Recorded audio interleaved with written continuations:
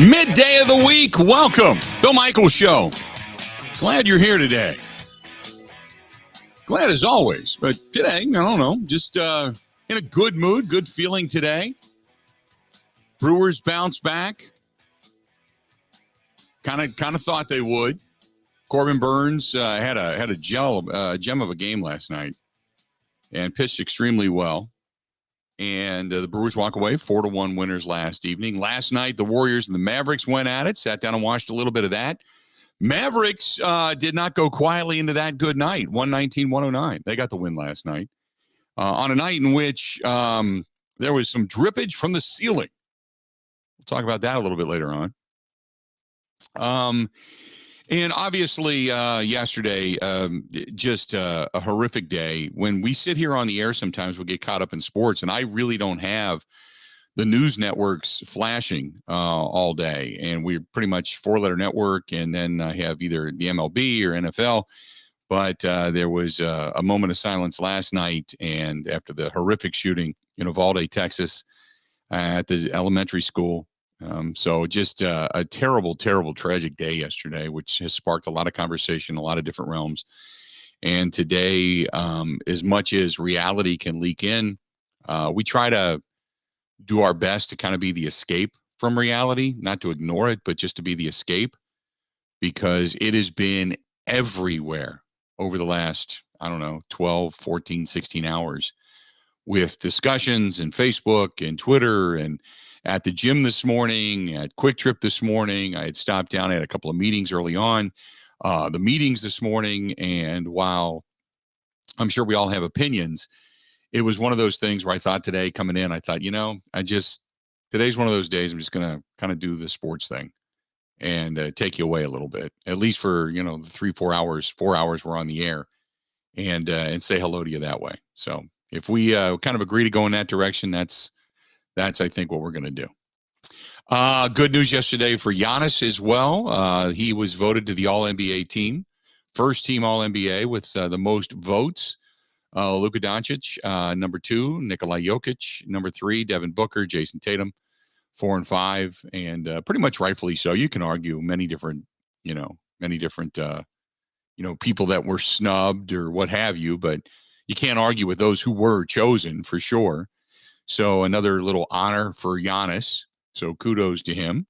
But the big news yesterday for the Brewers was the fact that it was a pitcher's duel in which Tyrone Taylor ended up breaking the tie, hits the 3-run dong, and the Brewers beat the Padres 4-1 last night.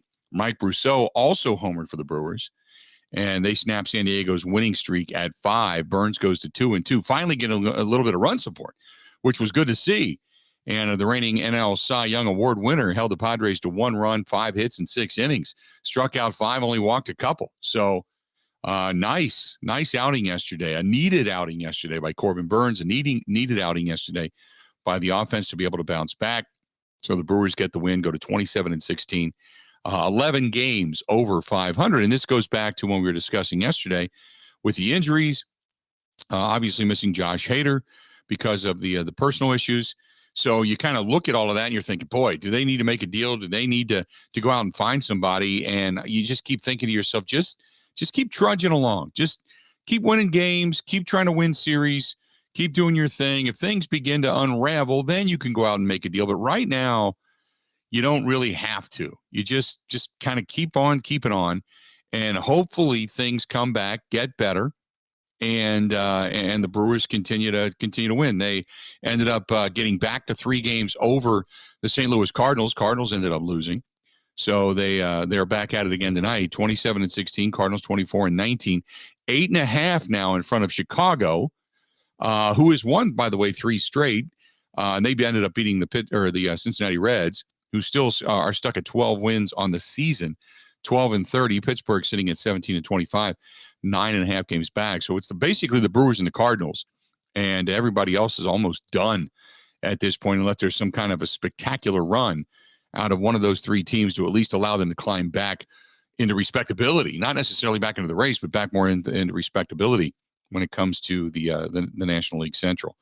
Around the rest of the National League, the Mets still on top, 29-16, 8 games now over the Atlanta Braves, 8 games over the Braves, 8 games over the Phillies, 9 over the Marlins, and Washington's pretty much non-existent. While you've got the Dodgers, the Padres, the Giants, they're all still right there within shouting distance. The Diamondbacks have fallen to 7.5 games back, and the Colorado Rockies sitting at 9 games back. But 6 games divides the Dodgers and the Giants. San Diego sitting 1.5 back. Still hanging in there, man. 28-15 on the season after the loss last night to the Milwaukee Brewers. So you're not just beating up on a bad team here in San Diego. You got to win over a nice team, and hopefully you win the third game of that match coming up later on today. 877-867-1670. If you want to hit us up and give us a call, 877-867-1670. You can also find us on Twitter at Bill_Michaels, at Bill_Michaels. You can find us there. You can also find us on the Facebook fan page. Well, you can find Ben Z. Kenny producing the show too, at Ben Z. Kenny over on Twitter. Find us on Facebook, The Bill Michaels Show on Facebook. Go to YouTube, subscribe, absolutely free. Go to youtube.com/Bill Michaels Show. That's Bill Michaels Show. And also you can find us over on Twitch TV, and you can download that app and just find Bill Michaels Show. You're good to go there. Email us the old-fashioned way, thebillmichaels@gmail.com, thebillmichaels@gmail.com. Don't forget, if you miss anything or the entire show, you can always go back and listen to us. We are on Spotify. We are on Apple iTunes, and you can find us over on Google Podcasts. Welcome to all of you listening on the Odyssey app, the iHeart app, and whatever app it is you're catching us on today. So we certainly appreciate you being there as well, and saying hi to everybody chiming in over in the Bud Light live stream as the viewership continues to grow there. So got a good group of people there. Jacob, hi Josh, and Dwayne and such. So good stuff for everybody chiming in there. I heard you guys talking this morning, Ben, just before we went on the air, about Colton Wong. Are you becoming nervous because his defense is lackluster, I guess is the best way to put it, even though he's been in the past a Gold Glover?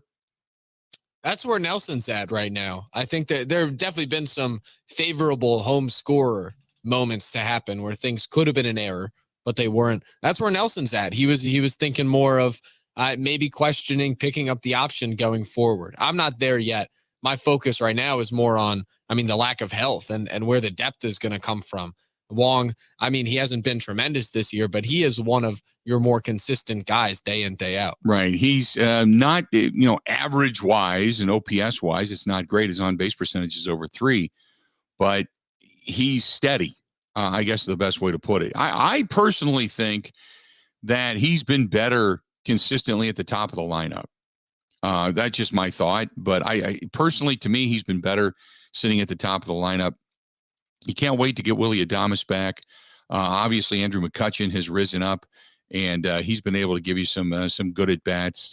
You've got others that have contributed, and you can't wait to have your full complement of players back in the field. But to me, it's just once you get Willy Adames back, and you're settled in center field, whether it's going to be McCutchen, because you can't go wrong with McCutchen or Lorenzo Cain, and obviously you want to get Hunter Renfroe back. But you're good. You're pretty. Let's be honest. Defensively, you're pretty solid. Even though this team has had a propensity at times to throw the baseball around, for the most part, they've been pretty good. And for as much as you look at Colton Wong, and it is outside of the realm of normality for him to have a couple of errors. Go back to what you had, say, when you had Keston Hiura playing second base. He's light years better than Keston Hiura, more sure-handed than Keston Hiura was. So who else would you put over at second base if you decide I'm not going to bring him back Colton Wong? Now, Colton Wong, you're not going to make that decision until the end of the year, but I think you've been as solid up the middle as you have been in a long, long time with guys playing their natural position.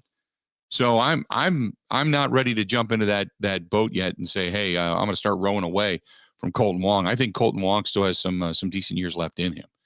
877-867-1670. Give us your thoughts. This one is from Josh, who says, apparently Rogers didn't listen to you, Bill. He's not training. He's not in training camp. Nope, he's not. That's okay. We kind of figured, he wasn't going to be there. It wasn't me that he needed to listen to. I've said all along, I don't care if he is or he isn't. I just don't want to hear the excuse about not being on the same page with your guys. We kind of figured that these couple of OTAs, he was not going to be there because, next week he's got the match. And this week is more about, kind of getting some of your young guys, your rookies and all that such, getting them more on the same page. But after that, when you get to that one mandatory workout, and then after that, the other OTA, as you get deeper into June, before you let everybody go away for July, before they come back for training camp, you kind of like to see him at least make an appearance, The other thing that I found interesting yesterday when Matt LaFleur spoke was Matt LaFleur had said that they were bringing in the New Orleans Saints, and he kind of wants to use that as preseason fodder, if you will, so he does not have to play the starters, a lot of your regulars. My question is this, and nobody followed up with this for Matt LaFleur. Not that he maybe has his mind made up as of yet, but how do you get on the same page if you don't play Aaron Rodgers with his young receivers at all in the preseason? How do you do that? Are you just going to take those 2 practices as your measuring stick and that's it? I went back and listened to Matt LaFleur's presser from yesterday.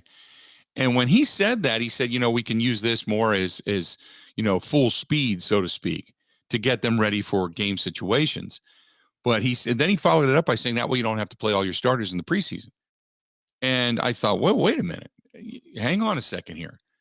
The follow-up question would then be, well, you don't have your full complement of wide receivers. You've got new faces, and including Amari Rodgers, who's going to get more of an opportunity this year.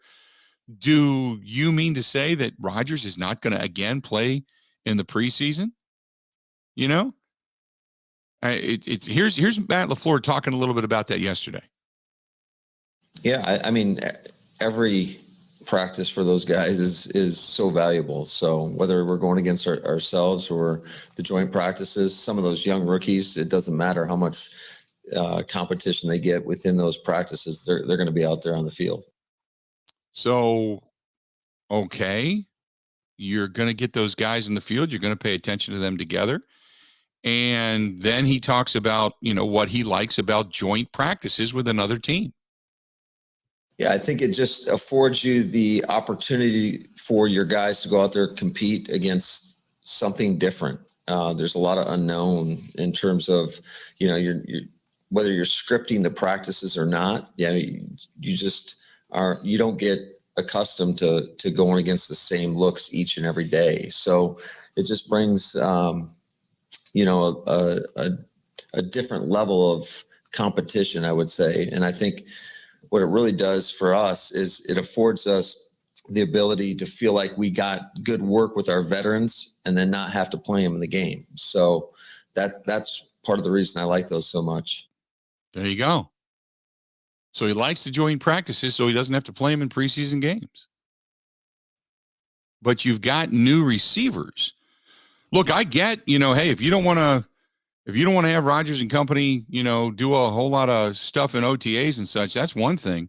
But at what point are you just going to throw them all into the game together and go, here you go? Here's your first real look together at live action. How guys are going to react, how they're going to come off of blocks, how they're, on one hand, I don't care because I don't want to care. I just want to sit back and say, you know what? Hey, no big deal. They're just going to play the regular season. I don't give a damn about the regular season. I only care about the postseason. I've said that before. But on the other hand, you can almost see it coming like a bright light down the train tracks, can't you? You can see it. Well, we lost today, or we don't have this, we don't have that. We're not on the same page. And you just want to reach through your radio, reach through your television and scream in their face and go, you can't be this hypocritical. But it is what it is when you're dealing with egos, I guess, and you're dealing with veterans. 877-867-1670, 877-867-1670. You want to find us, please feel free to go ahead and do so. Would love to hear from you. Give us a shout. So that's kind of your thought from yesterday coming out of the OTAs. Brewers get a win last night, back at it again today. By the way, getting back at it again today, you've got Ashby on the hill against Yu Darvish. And the Brewers today, 3:10 Central Time. That's a day game in San Diego, 3:10 Central Time on a getaway day for the Brewers and the Padres. So you got that going on a little bit later on this afternoon. Hey, I want to remind you, we are brought to you by our friends at Bud Light. Tonight is it. And I know it's drizzly. I know it's a little rainy. That's okay. Don't let it dampen your spirit, because under that ginormous roof out at the Wisconsin State Fair Park, that is where you have the opening tonight of the Bud Pavilion and Wednesday Night Live. And they can get, they say 1,000. I think you can get a couple thousand underneath that thing, man. You can pack that place. So don't let weather deter you by any stretch of the imagination. Huge, huge, huge, huge roof. And that ginormous beer hall where you got Rebel Grace taking a stage tonight. 6 o'clock, the gates open. 7 o'clock, music gets underway. It's all at the Wisconsin State Fair Park. It is Wednesday Night Live, and it's brought to you by our friends at Bud Light, the official beer sponsor of the Bill Michaels Sports Talk Network. Stay tuned. More to come right after this. Ready? This is the Bill Michaels Show on the Wisconsin Sports Zone Radio Network. Wisconsin isn't snobby, snooty, or pretentious. It's Midwestern charm at its finest. And that's exactly what Forgotten Fire Winery in Peshtigo is all about. Fun in a bottle without the attitude. You can find their full wine and cider lineup in their tasting room or in liquor and grocery stores throughout the state. The winery is a great place to get away for wine and cider tastings, great live music, and private events all year long. Remember, any time is a great time for Forgotten Fire wines and ciders. Wisconsin wine made from Wisconsin people.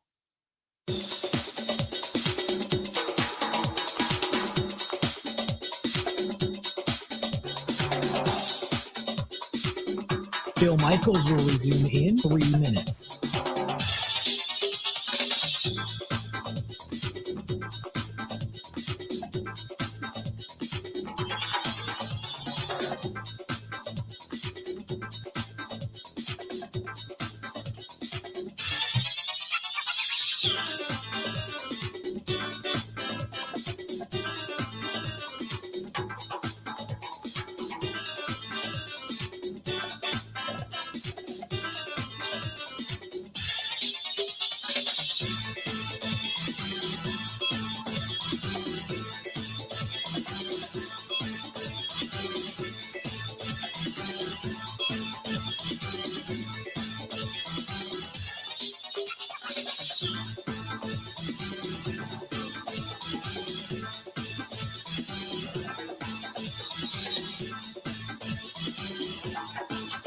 Bill Michaels will resume in 2 minutes.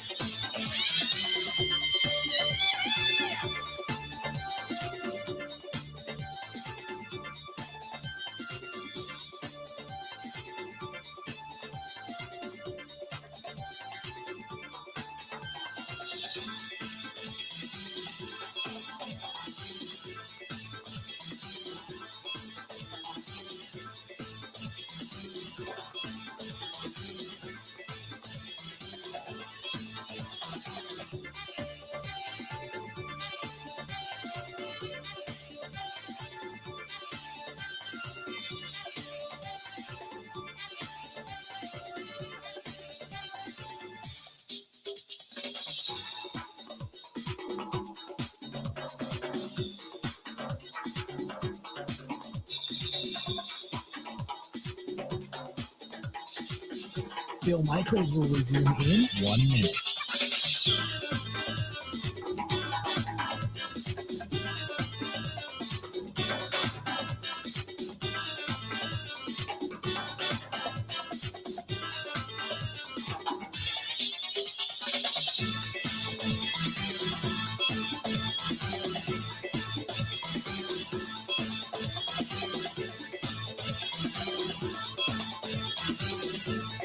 Bill Michaels will resume in 30 seconds.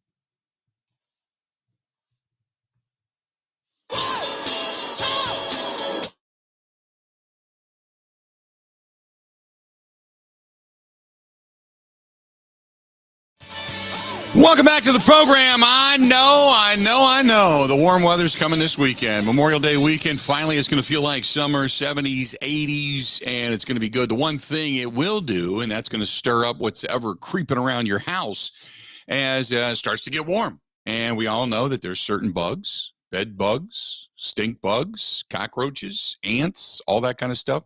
Starts to stir a little bit, starts to come out of hibernation and or hiding. Look, the bottom line is this. Either one, you want to do preventative maintenance, or number two, you've got something you don't want there. Okay, you want to get rid of that. Call my buddies over there at Milwaukee Bedbug Pros. Milwaukee Bedbug Pros. 414-877-5811. That's 414-877-5811. 414-877-5811. Give them a shout. Good guys, and they do it safe, effectively. You got kids, no problem. Pets, no problem. And if you're a property owner where you have numerous units, they can do, all the different, units for you. They can do it at a reduced rate. And if you know that you got some bed bugs, man, once you get those things, you can't just get rid of them. You got to do it in an easy and efficient way, and they're good at doing that. So if you travel a lot, maybe you brought those things home down in the Caribbean or something. You got the nasties now. Oof. And they do it discreetly. That's the other part. They don't show up with that giant big bug over on top of one of their vans or anything like that saying, oh, we're here. Guess what? Guess who's got cockroaches in the neighborhood? They don't do that either. So call them 414-877-5811, 414-877-5811. That's MilwaukeeBedBugPros.com, MilwaukeeBedBugPros.com. So did you know, maybe you didn't, we sit here and talk every day about, the hitting prowess and the Brewers and where they're at and such. Did you know? Because remember, the Brewers were, offensively speaking, were kind of offensive. They were near the bottom. They were 27th, 24th, 25th, 24th, and 23rd. When we go back to the beginning of the season, we were starting to look at a weekly progress. Okay. And I'm talking about overall ranking in Major League Baseball. Their OPS now as a team, they're ninth. They're ninth in baseball. Ninth overall in Major League Baseball. 16th in batting average, 16th in batting average, but ninth in OPS, which is a little bit of a distinction. 15th overall in on base percentage, which you kind of, you look at a little bit and you kind of like, and remember, they weren't getting any power numbers early on. And then they had that big surge. And since then, they've been pretty consistent. They are fourth. Remember last year, they were way down the list in home runs. They're fourth right now in Major League Baseball, behind the Yankees, the Angels, the Astros, and then the Brewers. So when we talk about going out and getting a bat, I think the thing that we can look at the most is they're relatively sporadic, maybe consistently inconsistent. And I don't know if you want to live and die with that, but, they're 10th overall in Major League Baseball in taking bases on balls. They're 8th in strikeouts, by the way, which when you have a team that hits long balls, you're going to get that. Not to say you have to accept it, but they're 10th they're 8th in strikeouts. But you kind of look at it and you think, okay, as bad as they were and as bad as they started out, they're not that bad off. And the pitching's pretty solid. We know that, right? Their pitching has been everything but outstanding. They're 7th overall in Major League Baseball with team ERA. 7th in team ERA. Now, when you talk about WHIP, which is really kind of the new barometer, they're 12th, 1.19, which is really solid. And teams are only batting .221 against them overall. So the Brewers' pitching is above average. We know that. And their hitting now, specifically even their power numbers, are above average. Not when you look at the overall aspect of this, there's not a lot of room to panic. You know what I mean? So that's why I keep saying, and I know there are some of you who want to see David Stearns make a deal. Yeah, let's go. Let's find somebody. But I keep thinking, who are you going to sit? I can see maybe trying to add an outfielder, a consistent stick in the outfield, somebody that you're going to give up some substantial maybe prospects for, you're going to pay in the long run. Okay, that I understand because you want to keep that player around, especially if they're young. But who are you going to sit at this point? You're not going to sit Adames when he comes back. He's got more of your power numbers. Urias has played extremely well since coming back and starting his season after the hamstring issue. Colton Wong is solid. He's declined a little bit offensively. You'd like to see his numbers come up, but defensively, clean up a couple errors, and he's as good as they get. What you're getting for your bang for your buck wise out of Rowdy Tellez is fantastic. Christian Yelich has been somewhat consistent. So who are you gonna sit? Narvaez is solid behind the plate. You've only got a couple other spaces open, and Hunter Renfroe's giving you some consistency. You could probably say there's a little bit of a revolving door in the outfield, and maybe utility guy, pinch hit guy. I think the only guy that you would probably say I don't have a problem sitting at this point would be Lorenzo Cain, and using Lorenzo Cain in the back end of a ball game specifically for defensive purposes. But that's it, really. I think I think that's why I keep saying just wait it out. Wait it out a little while longer. Hang in there. See what you really need. And remember, Freddie Peralta's down now, so you might end up needing a pitcher before it's all said and done. So you don't want to, you don't want to chuck everybody aside now to go get a bat when you may need some pitching, especially if you end up enduring another injury or two, God forbid. 877-867-1670. Find us, 877-867-1670. If you want to hit us up, do it. Go ahead and do it. When we come back, I want to listen to Jordan Love. He spoke yesterday to the media. I got to admit, I'm sure he's a likable guy. From everything I hear, everything I've seen, likable guy. But you got to wonder what's going on in his head. You got to wonder what's going on behind closed doors at 1265. Don't you? Don't you? You would just assume so, right? 877-867-1670. We're going to come back. We're going to hear from Jordan Love when we come back. Hang in there. This portion of the program brought to you by our friends at Burn Pit Barbecue. Coming up fast. They're going to be on QVC. They're going to be on the Home Shopping Network. They are veteran-owned. They're right here in the state of Wisconsin, and they have terrific sauces. They have really good rubs, and their barbecue sauces are out of this world. And it's something for everybody's flavor. There's a hot and honey type of sauce. There's more of a sweet sauce. There's a flaming sauce. Hot sauces are really, really good. The buffalo sauce for wings and such is awesome. And when I do the fajitas here at the house and I put the green, it's almost like a habanero sauce. And it's got flavor too. So good. So good. They've got a rub, a garlic rub. They've got a barbecue rub. They've got all kinds of, and they're based right here. Great guys. Go to burnpitbbq.com. burnpitbbq.com, and they are also veterans. It's a veteran-owned company, burnpitbbq.com. When we come back, going to hear from the Packers' backup quarterback. He doesn't speak a lot. Going to hear from Jordan Love next on the Bill Michaels Show. This is the Bill Michaels Show on the Wisconsin Sports Zone Radio Network.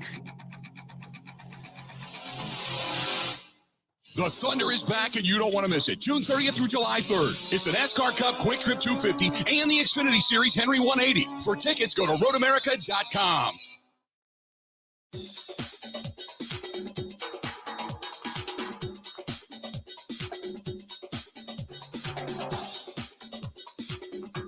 Bill Michaels will resume in 5 minutes.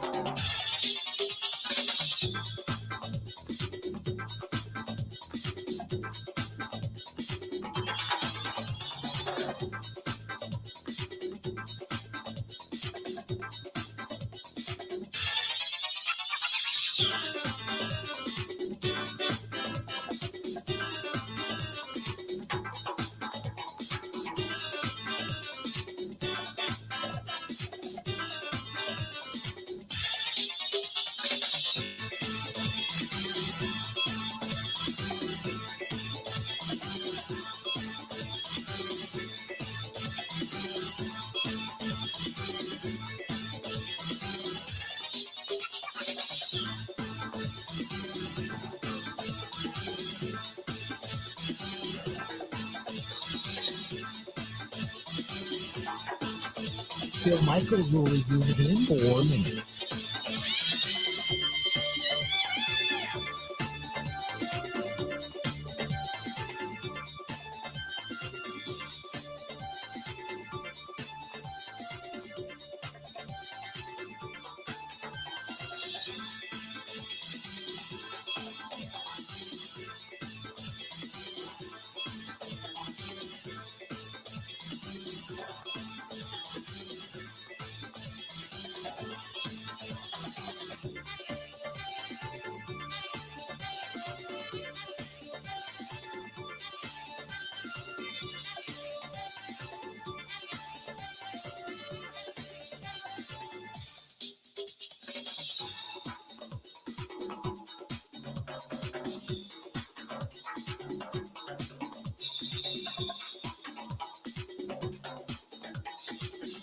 Bill Michaels will resume in 3 minutes.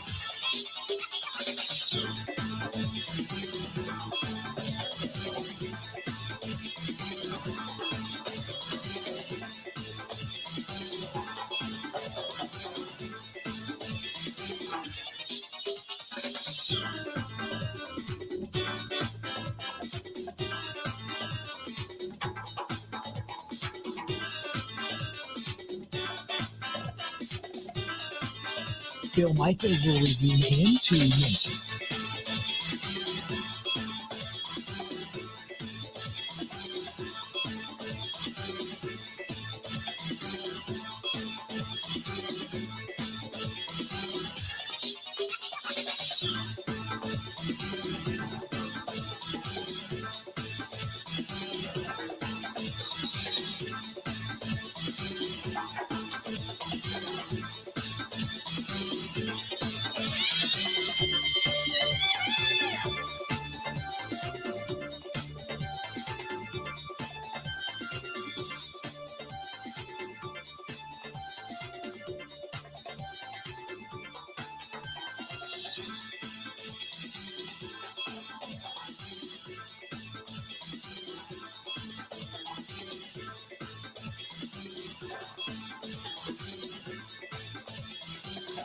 Bill Michaels will resume in 1 minute.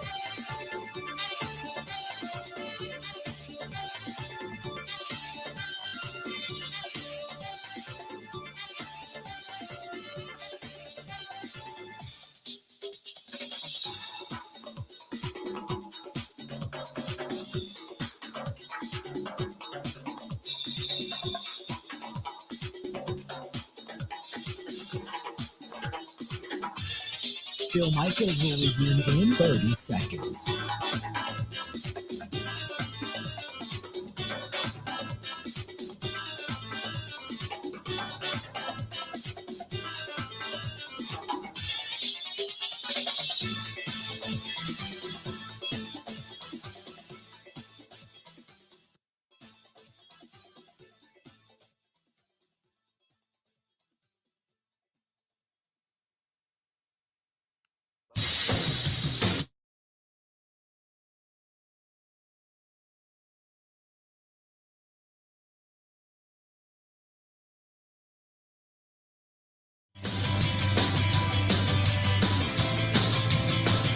Hey, a reminder, we have a terrific motorcycle ride coming up benefiting Fisher House, Wisconsin, military members, veterans, their families. It's on Sunday, September 4th, and we can't do it without you. It is as soon, I promise you, I did this yesterday over on the page, which is facebook.com/Big Unit Poker Run, and it's on many different motorcycle pages throughout the state as well. But as soon as we complete the details, I will fill you in on some of the cool stuff that's going to go on. You already know some of it, but we're going to stage everything down at MKE Brewing again this year. We're going to be there on Sunday, September 4th, and we leave at 11 a.m. Go to the Rock Complex in Franklin. From there, we're going to go to Alpine Valley Resort, and then to a really cool place called Knuckleheads, which is more of a true, biker-esque style bar. And then we're going to go to Wisconsin Harley, where we're going to be on the stage, and then Hairbangers Ball is going to take over and play the after party. But there's so many details and so many cool things coming up. And I just encourage you, follow the page. And once it's announced, we'll either do a video or put a letter out. But go to facebook.com/Big Unit Poker Run. Facebook.com/Big Unit Poker Run. Follow that page. And when all the details come out, we'll announce them there. But if you follow us over on the Bud Light live stream right now, you can scan the QR code and get registered. And we got some amazing things just for those who get pre-registered. And we're going to have Jesse James Dupree of the band Jackal, the lead singer of the band Jackal, is going to draw the winners the morning of for the pre-reg, and it's going to be a blast. So if you can, get signed up, and you get actually a little bit of a break on the price too. Even though we're raising money for a charity, you get a little bit of a break on the price too if you do pre-registration rather than day of. At day of, it's just a flat $25 for everybody, but pre-registration will be $25 for the bike, and then for a passenger would be just $15. So you get a $10 break when you do the 2-up.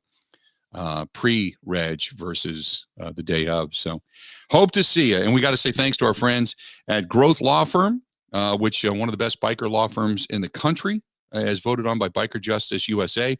Our friends at the Rock Complex, Alpine Valley, Potawatomi Hotel Casino. Thanks to them, we're going to have real live Potawatomi dealers dealing the cards at the end of the ride. That's one of the cool things about this. Our friends at Knucklehead and one of our friends over at Great Lakes Dragaway as well. So hope to have you on board this year. Thanks also to our friends at Wisconsin Harley Davidson. So there you go. 877-867-1670. That's the number if you want to chime in. Yesterday, Jordan Love had a chance to meet with the media. And when he did, okay, first of all, he was probably not thrilled. He was kind of thinking he might be the starter, but he was happy for Aaron Rodgers when he got a new deal. Yeah, I mean, I was super happy for Aaron. Obviously, the dude deserves it, obviously, what he's done the last 2 years. But, personally for me, it just means that, I'm about to be a backup again for this year. That's all I can control right now. But, I was happy for Aaron, but at the same time, it's like, At the same time, it's like, So he didn't want to come out and say it, but he said it without saying it. I was happy for Aaron. That's great, and he's saying the right things. He's saying the right things. You know what? Aaron Rodgers, man, I'm happy. Happy for Aaron Rodgers. Hey, he got his money. That's fantastic. He got his money. He's a veteran. He's a back-to-back MVP. Got his stuff. I'm happy for Aaron. For me, I don't get to be the starter. I don't get to show my wares. The one thing he is happy for, as he stated, is that, hey, with Aaron not being in camp, he's getting all the reps. I mean, I think that's Aaron's game plan is to, he doesn't really need this time right now. So I enjoy it. Him not being here, it just means more reps for me, more reps for everybody else in the quarterback room. So obviously I'm loving it. There you go. More reps for him, more reps in the quarterback room. All right. So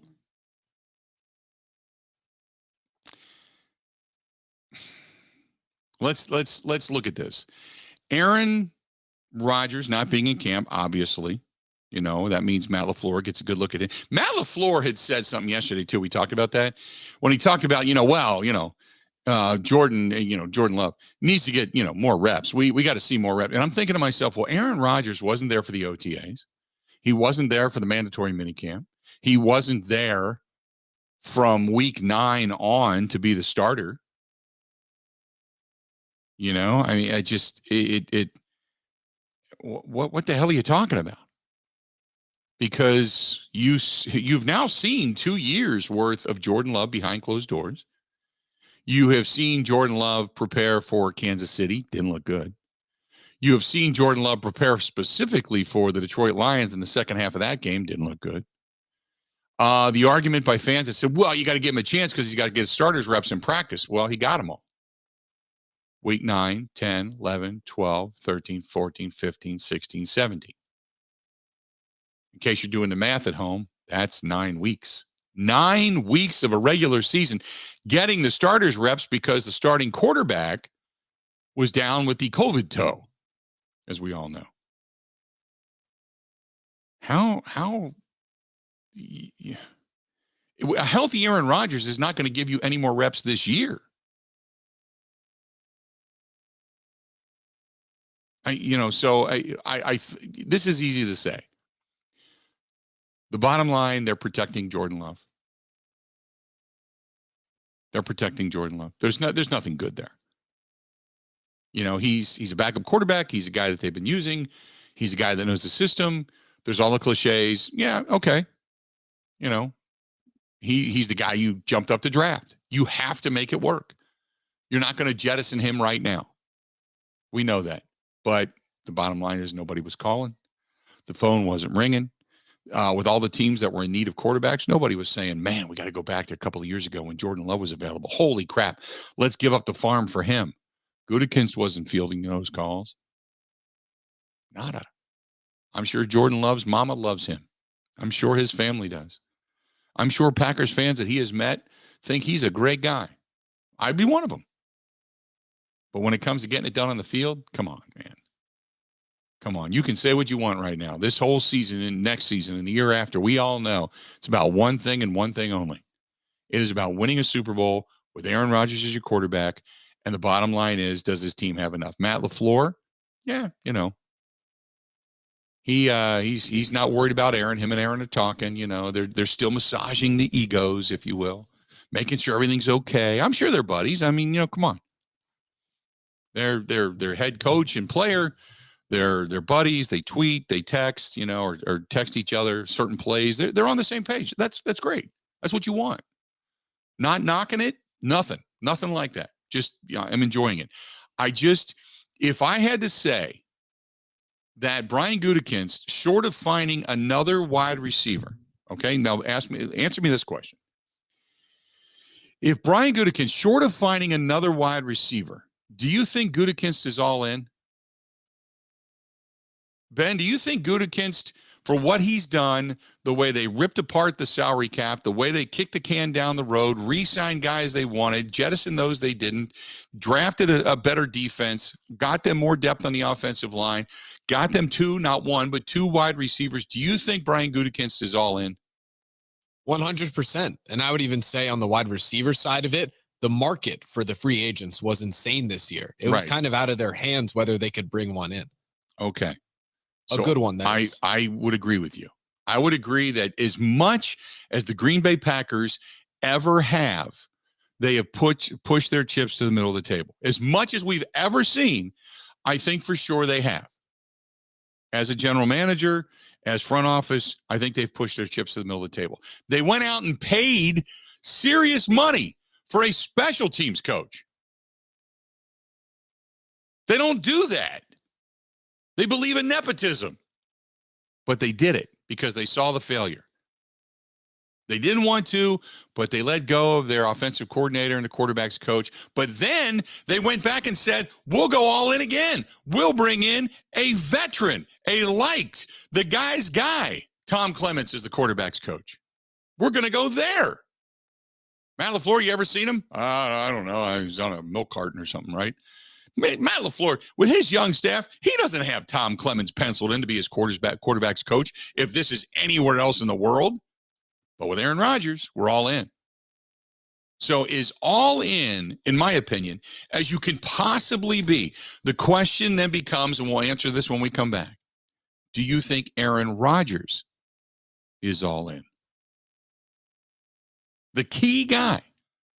Do you think Aaron Rodgers is all in? Stay tuned. More of the Bill Michaels Show coming up next. Covering Wisconsin sports like a blanket. This is the Bill Michaels Show on the Wisconsin Sports Zone Radio Network.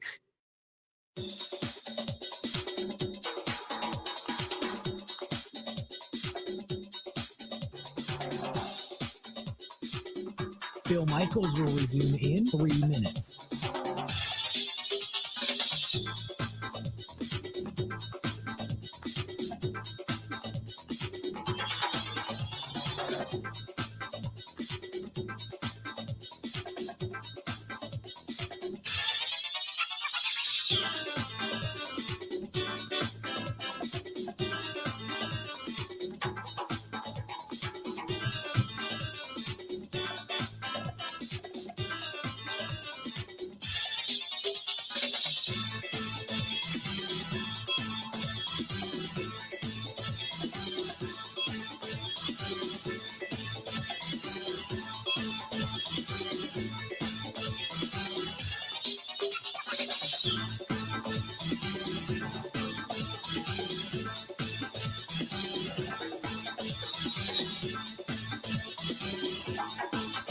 Bill Michaels will resume in 2 minutes.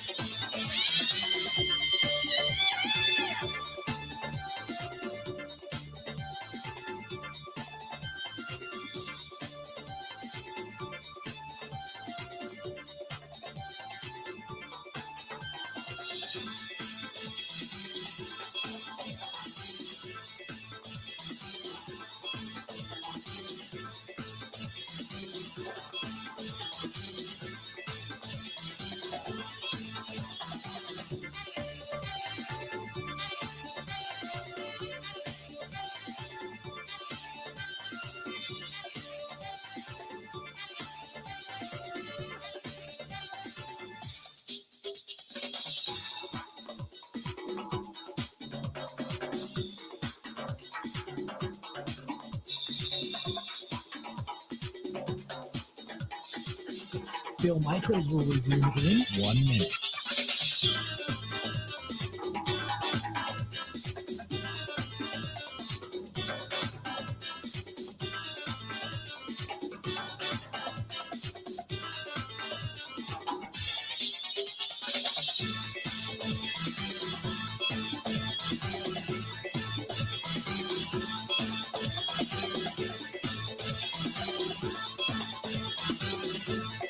Bill Michaels will resume in 30 seconds.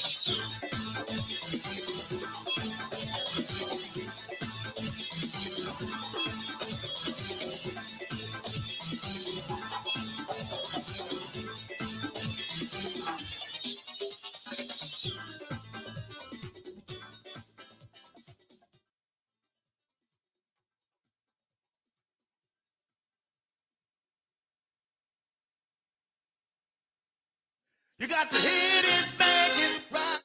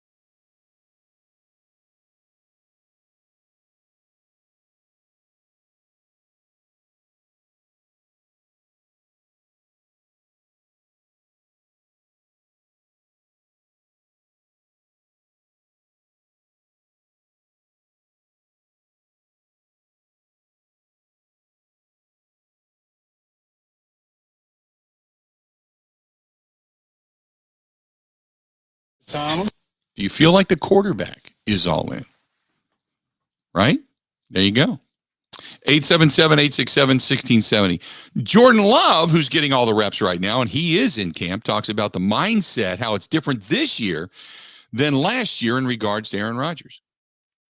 Going into it was kind of the same because you didn't know what was going to happen. And obviously now that, he signed, he's back, I don't think it changes anything for me. Like I said, I'm still here. I'm still going to do my job, and I'm competing to try and be that guy if he wasn't here, if he is here. So, and like he said, he's not here right now, so I'm getting all those 1 reps. So I look at it as I'm the guy right now. So that's how I look at it. He getting all the reps. He's getting all the reps. Remember, that was something that was important to the head coach, Matt LaFleur, who is just giving us a lot of lip speak, but you understand. Jordan Love talks about why he's more confident heading into this year, heading into year 3. I think it's just being comfortable with the plays, really. We're starting off with, it's the basic stuff, install one, and building on. So just having a good foundation and knowing what I'm doing. Obviously, with some younger guys out there, that's where you got to rely on, just knowing what you're doing. Got to rely on the young guys, got to know what you're doing. You got to be able to guide them. I get all of that. He says that he feels comfortable with that wide receiver room right now. I think we got a lot of weapons. Obviously, bringing up some new guys. The rookies that are here right now, I think they're doing a really good job so far. Just keep learning and second them on. But I think they're a really good group of receivers. And obviously the guys we have here, I think highly of. I've got a chance to, be around them and play with them. So I think we have a really good receiver room.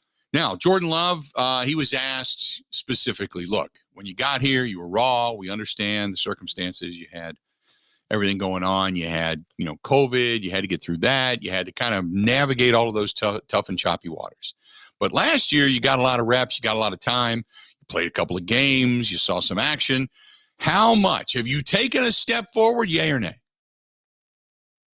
I feel good right now. Obviously, like I said, I feel better in the offense and learning things. So obviously, I think I have taken a step in the offense, and I feel more comfortable in it. But I always feel confident that if I get thrown out there, I'm gonna be good. So talks about confidence. He continues on because he said, Jordan Love, being the guy that he is, and I wouldn't expect anything less out of him. But he said, "Hey, look, when it comes to confidence, I'm more confident now than I've ever been." Like every year I've been here, it's just when you come back, it's more confidence and just more comfortable with the system, knowing what's going on a little bit more, get to learn a little bit more once you get comfortable with the system. So, yeah.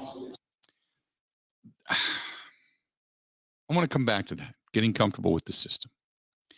He also says last year, you can talk about playing, but we talk about starters, reps, and working with the team and such. So he said, look, last year it was big getting out there, playing, getting some starting time. I think just getting out there and being able to play, it was huge.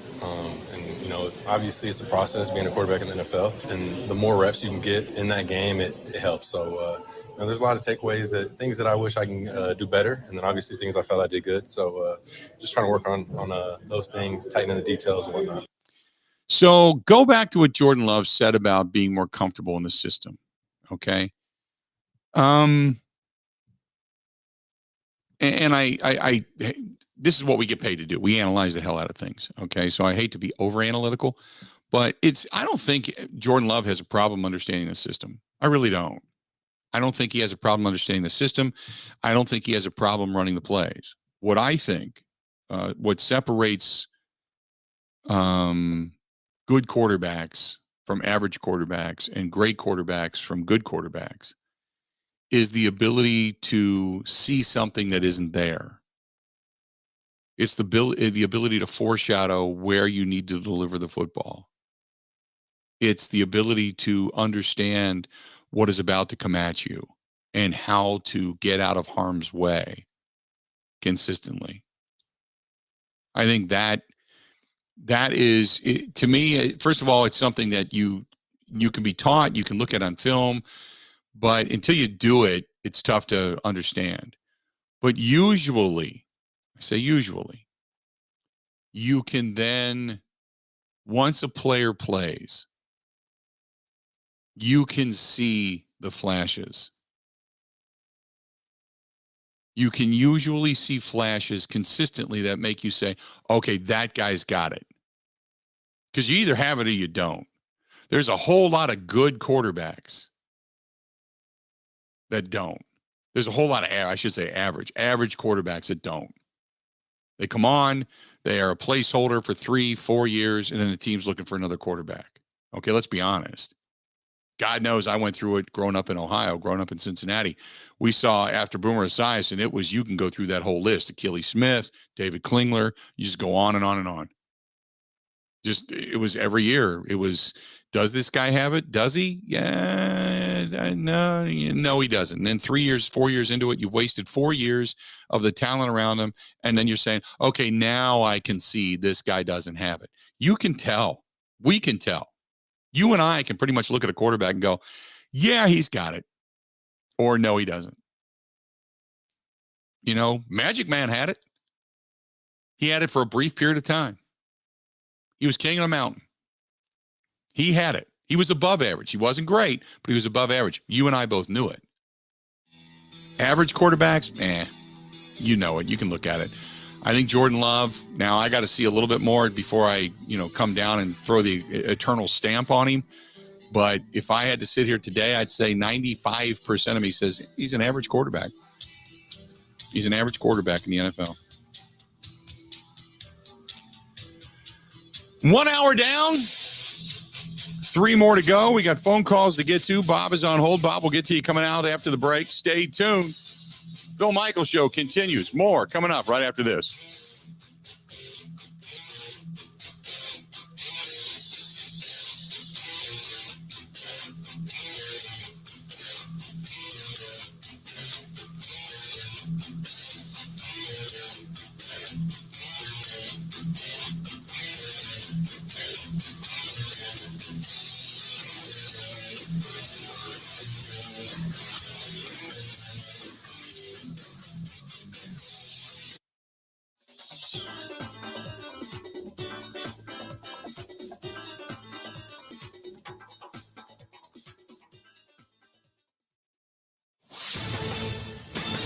This is a Wisconsin Sports Zone update. Well, the Brewers were 4-1 winners last night in San Diego. Tyrone Taylor had a 3-run homer. Mike Brasso had a solo shot. Corbin Burns got the win by going 6 innings, allowing 1 run while striking out 5. He's now 2-2 on the year. Milwaukee played without Hunter Renfroe, and have to do so for the foreseeable future. He was placed on the 10-day injured list yesterday with a strained hamstring suffered in Monday night's loss. He's the second key piece of the offense to hit the IL in the last few weeks, joining Willie Adames. Brewers and Padres going to close out their series this afternoon out west. First pitch is at 3:10. Turning the Bucks, Giannis Antetokounmpo has earned some more hardware. He was named a first-team All-NBA pick for a 4th time yesterday. It's the 6th time he's earned first or second-team honors. Rural Mutual Insurance, keeping Wisconsin strong. Get insurance from a company who knows Wisconsin and cares about your community. You may know Rural Mutual Insurance as the #1 farm insurer, but did you know they also offer competitive home and auto rates? Visit ruralmutual.com to learn more about products and discounts. Rural Mutual Insurance, keeping Wisconsin strong. Well, the Packers were on the field for the second day of OTAs yesterday. That did not include quarterback Aaron Rodgers. The workouts are voluntary, and Rodgers expected to attend the mandatory minicamp next month. His absence meant more time for Jordan Love. There was a moment after the season that Love thought he might be the starter this coming year. Obviously not the case now, with Rodgers getting a contract extension. Yeah, I mean, I was super happy for Aaron. Obviously, the dude deserves it, obviously, what he's done the last 2 years. But, personally for me, it just means that, I'm about to be a backup again for this year. That's all I can control right now. But, I was happy for Aaron, but at the same time, it's like, Packers going to be back out on the field tomorrow. With this Wisconsin Sports Zone Network update, I'm Zach Heil.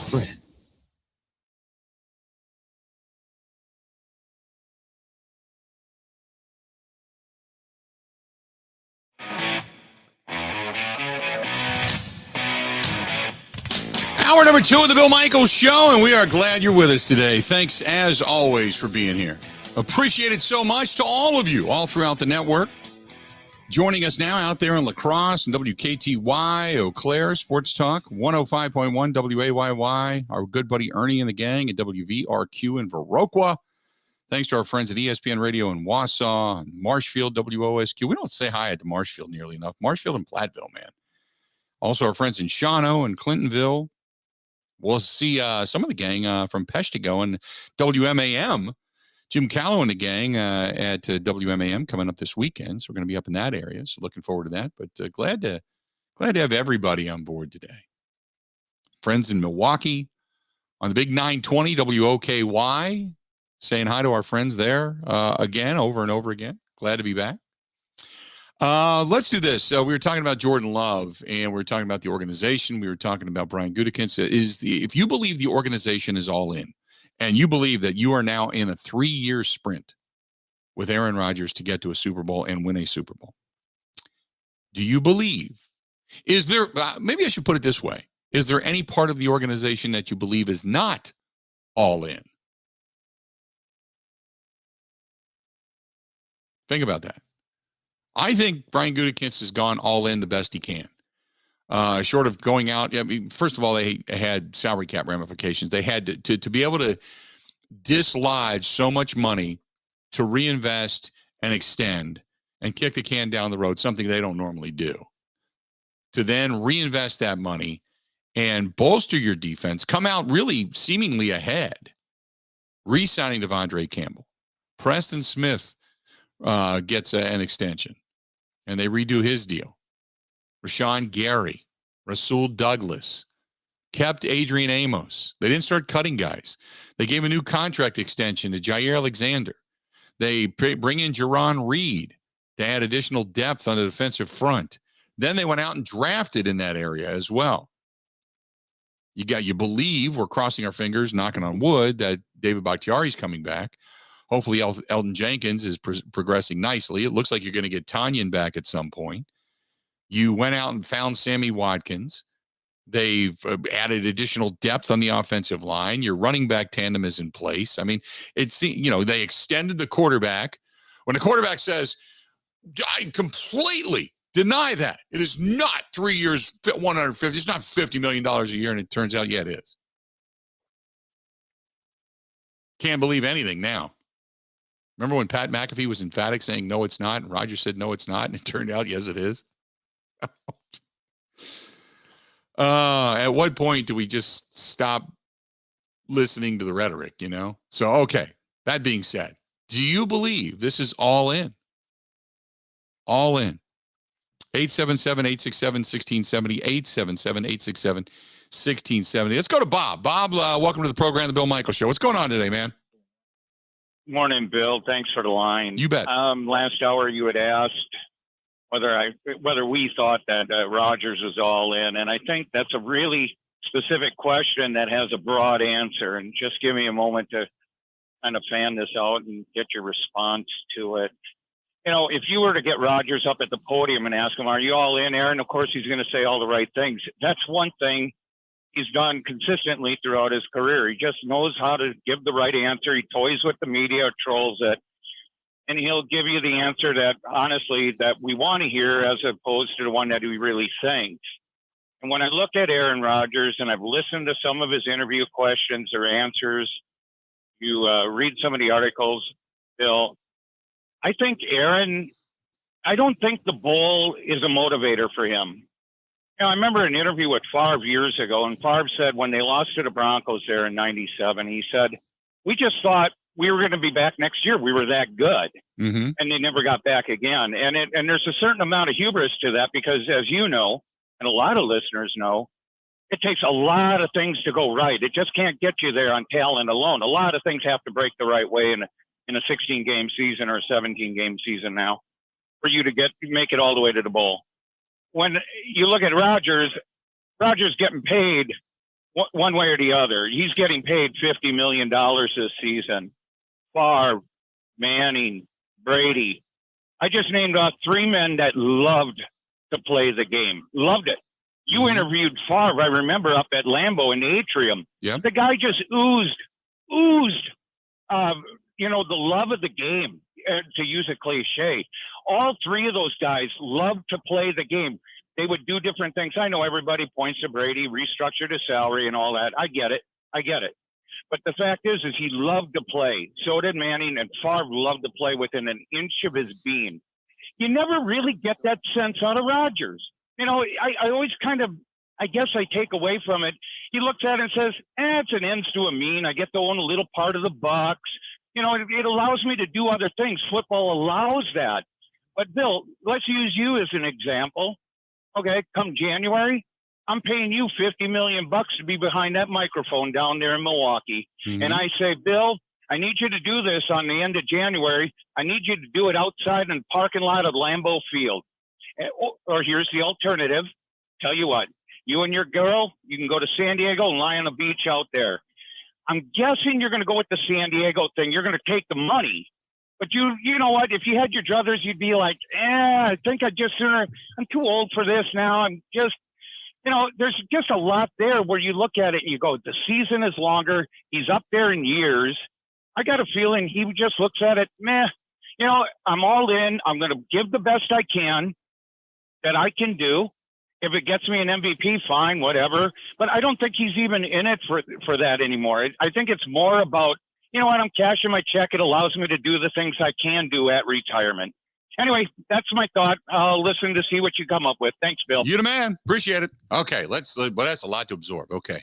First of all, when you talk about Manning and Favre and Brady, and you can go through that list of successful quarterbacks, the one thing they loved was winning.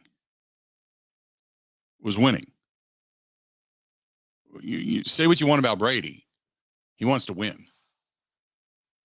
He is a likable version of Michael Jordan because deep in, and you get this when you listen to Brady. He's a nice guy, golly gee, oh hum. But we can all say unequivocally, his actions speak so loud, right? His actions speak so loud. That guy wants to win. Period. He wants to win. When he gets in the ass of his guys on the sideline, when he talks about his own ineptitude, takes blame at the podium, talks about his will, and the fact that he's standing there with 7 rings, come on, 5, 6, 7 rings, I don't even know how many he has anymore. That guy wants to win. Peyton Manning wanted to win. Peyton Manning, he ran into Brady a lot. Peyton Manning wanted to win. Peyton Manning put in the time, and he didn't do it in a way in which I'm Peyton Manning. You need to come up to my level. Peyton Manning, and you listen to anybody, specifically when you talk about to a guy like Von Miller and company, when they talked about him when he went to Denver, he could have walked in, I'm Peyton Manning, I don't have to do anything. Instead, he was the guy that's sitting in a hot tub trying to take care of his body in the cold tub with the iPad, trying to help guys study, to say, this is what I'm looking for, what are you looking for, and bouncing ideas off of them. Bringing them in. I want to talk to you. And just conversationally. You talk about those guys. Favre had this level of talent that had he really studied early on in his career, he might have an additional Super Bowl. But they did buy into the ego. They did feel they were the best team, and they had an unstoppable force. But they believed that they could just flip the switch and turn it on and win a Super Bowl.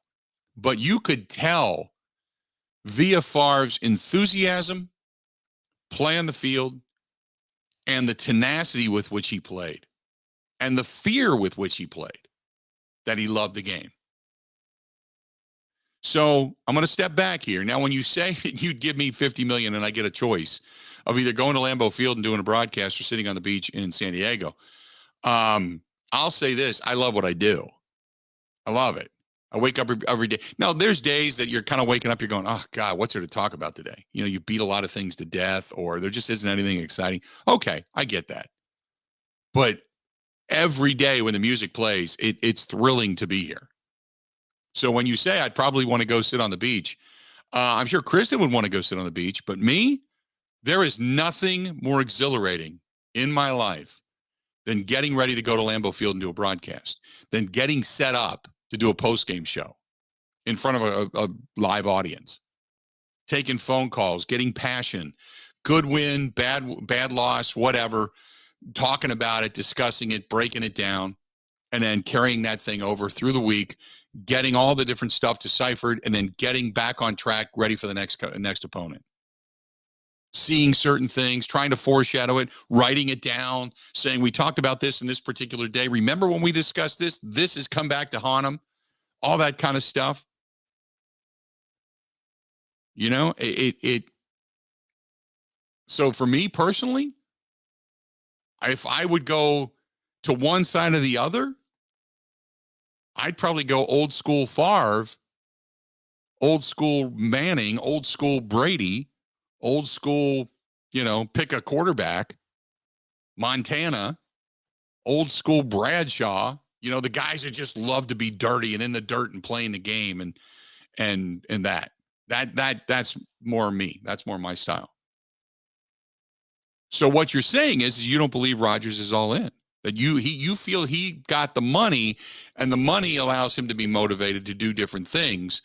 And maybe some of that can possibly be true. I don't know his internal fortitude, his intestinal fortitude. I don't know that. I know Aaron Rodgers does a lot to win, but I think what we all want to see, and you either know it or you don't. The perception becomes reality in a lot of people's minds, and I think that's the perception of Aaron Rodgers. I think Rodgers wants to win. I think he loves to win because he loves to prove people wrong. There's two ways to look at that, though. Are you out to prove people wrong, or are you out to love the game and play the game because you love the game? Because you eat it, you breathe it, you sleep it. You can't wait to be back into the gym. You can't wait to smell the nasty smell. You can't wait to put the pads on. You can't wait to put the helmet on. You can't wait to jump back into the cold tub to put your body through it all over again. There's a level of desire there, of you eat it. Or is football a means to an end? You can have both. There's nothing wrong with that. But if it's strictly the means to an end, then the passion isn't the same. That's my point. 877-867-1670, 877-867-1670. If you want to hit us up, please feel free. Go ahead and do so. Let's go to Daniel listening to us in Toma. Daniel, what's going on today, man? How you doing? All right, so the guys that keep on putting Rodgers down, they don't know nothing about sports. He's here to win. And, yeah, maybe he don't come to your extra practices, but he never has. He's never changed his routine from 2009 and, since about the second or third year. And it's because maybe he is a little spoiled. And that's something. I just cannot believe people want to get rid of Rodgers. Up until last year, he was at up until last year, Daniel, he was at everything. Yeah, but Lynn Dickey and all that stuff, these guys got to remember, one thing we were missing, we gave all that money to Don Mikowski, had one good year, never played again. Mm-hmm. Not just potential. And then Lynn Dickey, it wasn't his fault. He came here as an old quarterback. He's a good quarterback. He was. Grandma worth the heck. He was a good quarterback. I remember he still got one record in the record at the Green Bay that no one's ever bust. He still got one record on the book that Rodgers or Favre don't have. Which is? Consecutive passes. Oh, okay. Consecutive passes. He had the flu that day. It was in Thanksgiving of 1983. He had the flu, and he was going against Detroit. He's passed for 22 times in a row, and nobody dropped the ball. But it took the receivers to do it. He doesn't catch his own passes. It's the receivers. Right. It's a team effort. We don't lose because of one player. We don't win because of one player. I never heard of a quarterback standing in the middle of the field says, I won.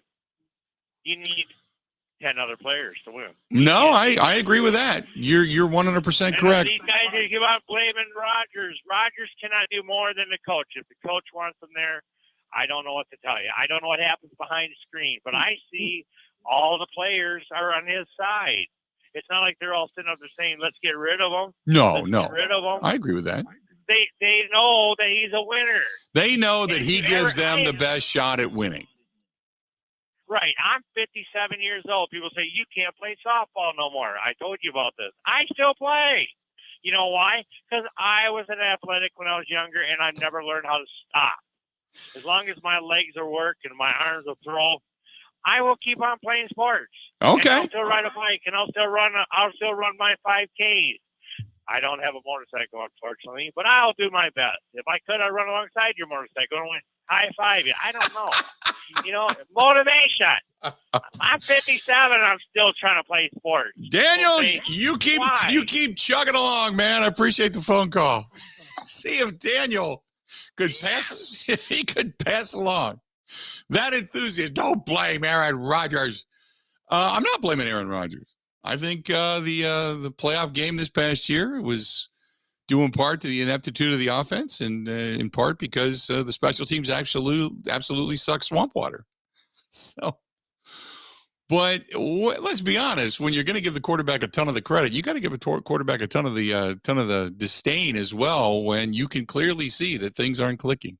But as far as Rodgers goes, there's two reasons why nobody talks out. One is because we all know, you, me, everybody that's in the state of Wisconsin, everybody that's a Packers fan, that man, his intelligence, his athletic ability, everything that goes along with it, that man gives you the best chance of winning. He just does. Right? I think we would all agree upon that. And the other, do we need to, go ahead. Oh, I'm sorry. No, go do ahead. We need to fact check the fact that Lynn Dickey threw the most consecutive passes? I think we need to fact check that whole statement, because when he said Rodgers has never come to the practices, the extra practices, it was like, no, you're wrong. It was up until last year. He was at every one pretty much. And last year when the pissed off rage began, that's when he didn't show. So, but then the second portion of that, when you talk about, Aaron Rodgers and why are we picking on him? I don't think we're picking on him. I just think this is my perception. I think people want your quarterback, especially a guy that's coming to the end of your career, a guy that just got $50 million. You want your guy there. You want him present. You want him being the leader. You want him being the guy that's clapping the hands, pounding the fist, getting guys ready, saying, this is it. Let's get on the same page. One for all for one. I'm going to be your leader. I'll throw you on my back, but you just follow me and I'll take you down to the gates of hell and we're going to come through it just fine. That's what you want out of your leader. What you don't want is a guy sitting out California, whatever. I mean, that's not the Midwestern way. That's not the Wisconsin way. It's not the Three Fingers of Scotch. You'd rather have him sitting at Stadium View right now, or over at Hinterland right now, or someplace up there, eating a pizza at Sammy's Pizza, drinking a beer, and then going over to the weight room, sweating it out, working it, getting that white foamy head out of your pores, and then coming back even more pissed off and more ready to go. And F the Vikings, F the Bears, F the Lions. And the guy just talks about nothing but Super Bowl. That's what you want out of your leader. And he's just a different cat. So there's a different perception there. But yeah, we can, I think we're going to need to fact check everything. That's for damn sure. 877-867-1670. You got something to say? Just bring it. More of the Bill Michaels Show coming up next. Covering Wisconsin sports like a blanket. This is the Bill Michaels Show on the Wisconsin Sports Zone Radio Network.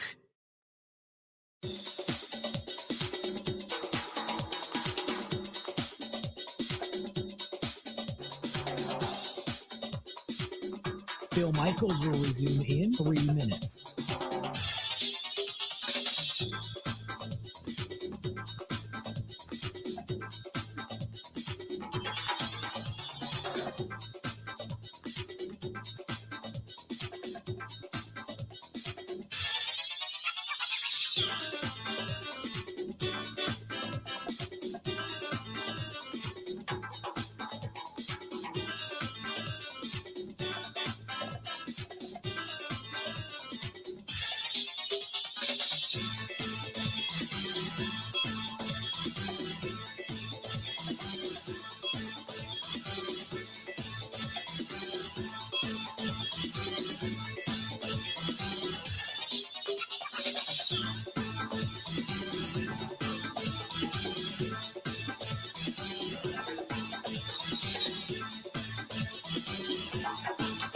Bill Michaels will resume in 2 minutes.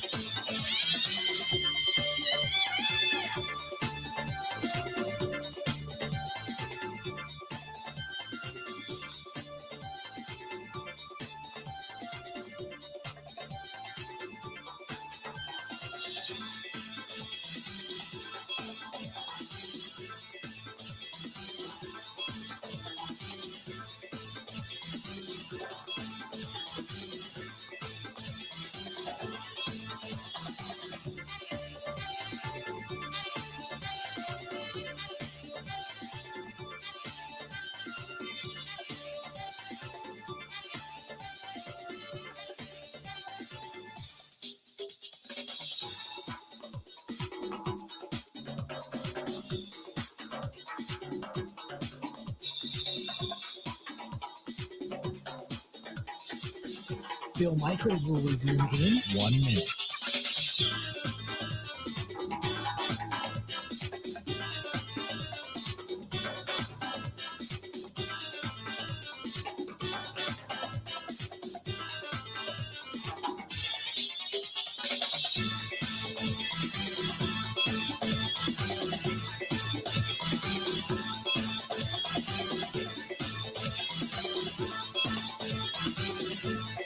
Bill Michaels will resume in 30 seconds.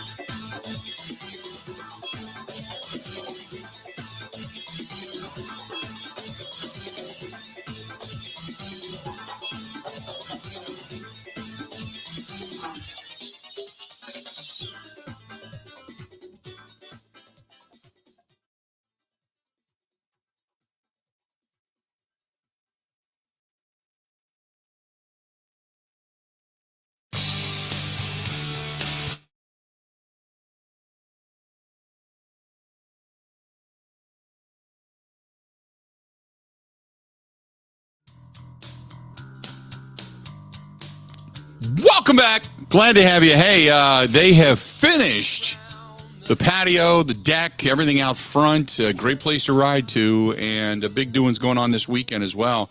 Out there on County Highway K out in Oconomowoc. It is our friends at Boondocks Barbecue, Burgers, and Brews. Stop on out. They got a terrific menu. Their buffalo chicken salad, for those that like to eat semi-healthy. I'm telling you, it's fantastic. Fantastic. Now, the burgers and stuff are great. But if you're going for lighter side things, I was out there a couple of Fridays ago. And fantastic. Really, really good stuff. But Boondocks Barbecue, Burgers, and Brews right there on County Highway K in Oconomowoc. I guarantee you will not be disappointed. And they have completed the deck and the patio, and they have the outside seating. And this weekend, I'm sure it's going to be packed with people. And if you ride, it's a great ride out in that area as well if you're on a motorcycle. But they have TVs outside. That big, beautiful, the old wood bar that used to be inside is now on the outside deck. Beautiful out there. TVs, you can sit outside, watch a Brewers game, all that kind of good stuff. Stop out. Boondocks Barbecue, Burgers, and Brews, County Highway K in Oconomowoc. Stop in, tell them we said hi. 877-867-1670, 877-867-1670. Boy, we got a lot going on over on the Bud Light live stream. We're going to, Bill Huber, by the way, is going to join us coming up here in about 10 minutes. We're going to talk with him from Sports Illustrated. He's up there covering the Green Bay Packers. Brentley says, I think Aaron Rodgers has a lot of passion for the game.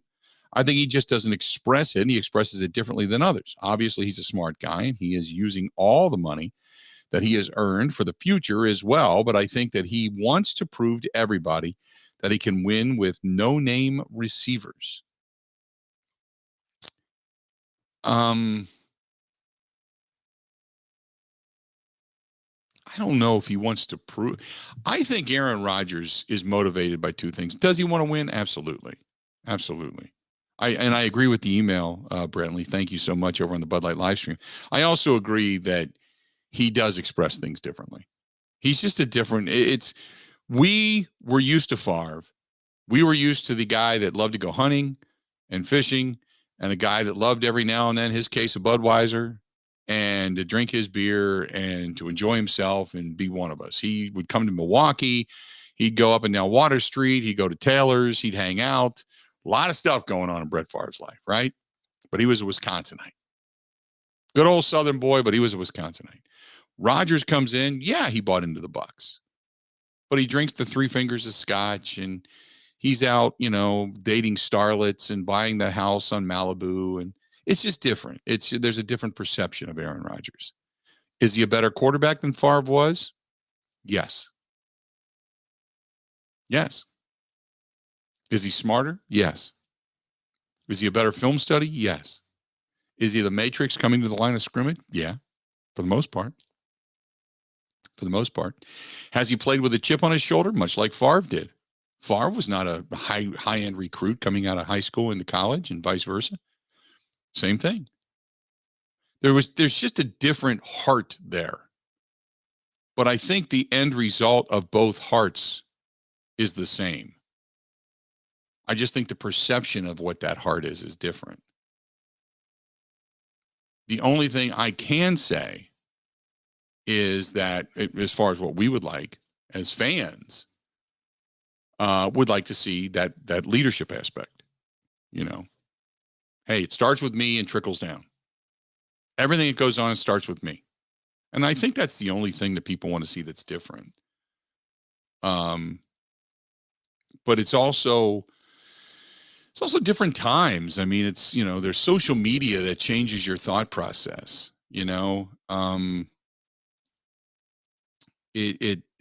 Favre lives on the lore of what he did too. I mean, think about it this way, and Pac fan, you're right. Think about it this way. If Favre was coming to town and all the running around he and Chewy and Frankie all did, think of all of that. If there was social media back then, come on,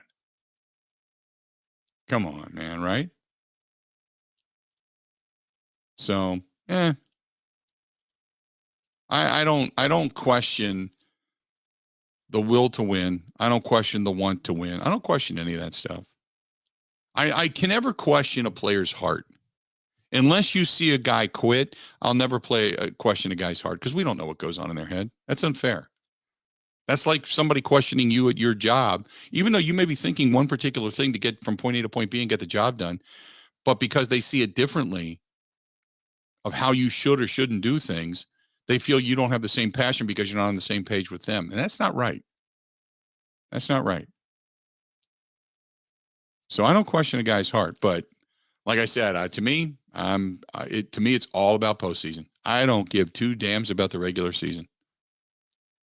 I really don't.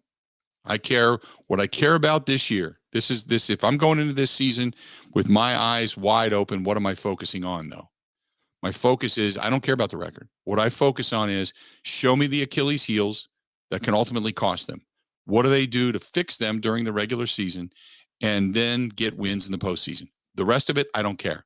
Don't give me your excuses. Don't give me your everybody else did this and I'm not doing anything here. And I don't point the finger. What I care about is fix the problems. Don't give us lip service and then win a championship. That's it. That's what this is about. This 3-year run, that's all this is about. Anything less is a failure. 877-867-1670. Hit us up, 877-867-1670. Stay tuned. More of the Bill Michaels Show. It's coming up. We're going to talk Bill Huber of Sports Illustrated coming up right after this. Ready? This is the Bill Michaels Show on the Wisconsin Sports Zone Radio Network. We're back in Judge Gina's court where debate's heating up. True Blue.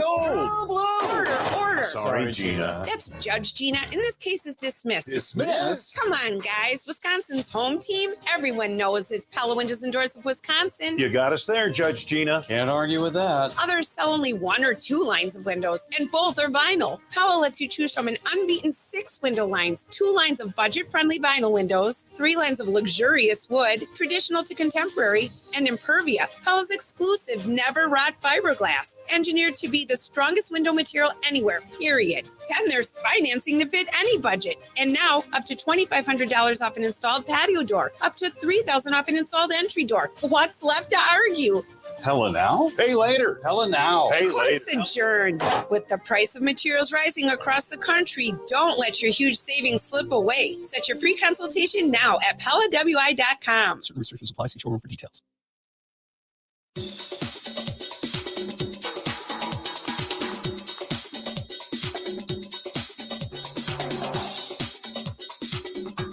Bill Michaels will resume in 5 minutes.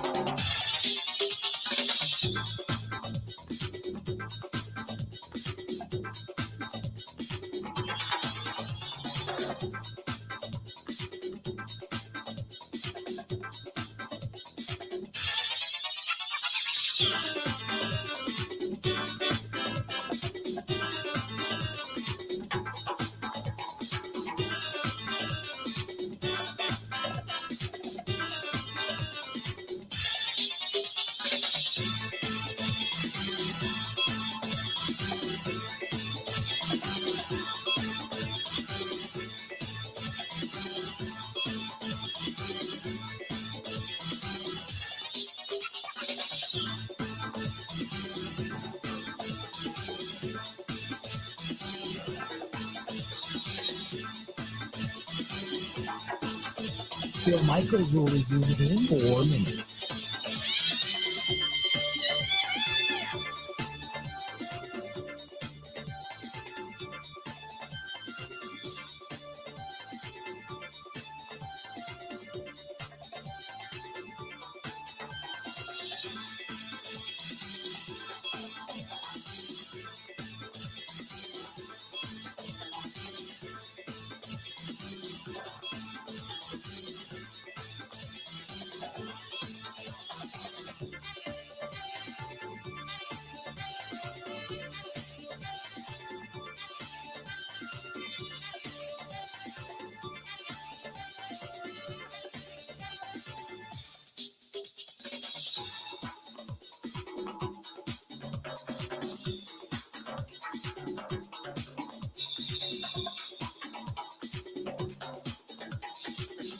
Bill Michaels will resume in 3 minutes.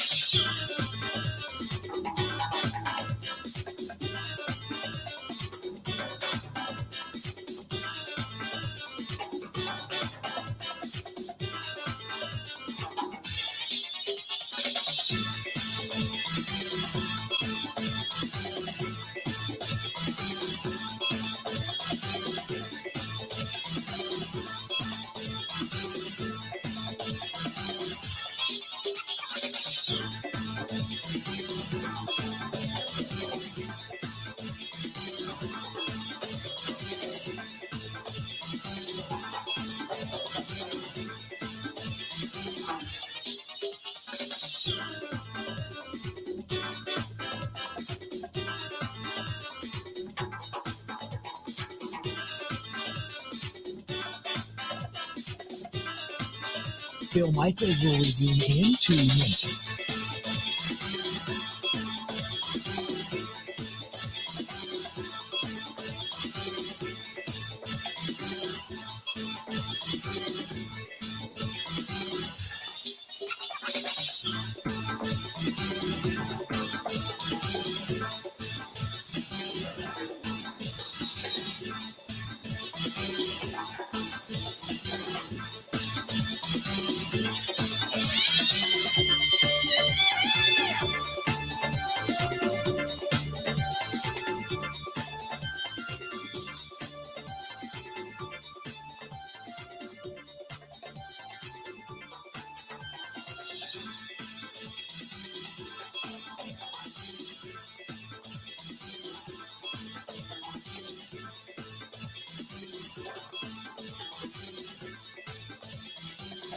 Bill Michaels will resume in 1 minute.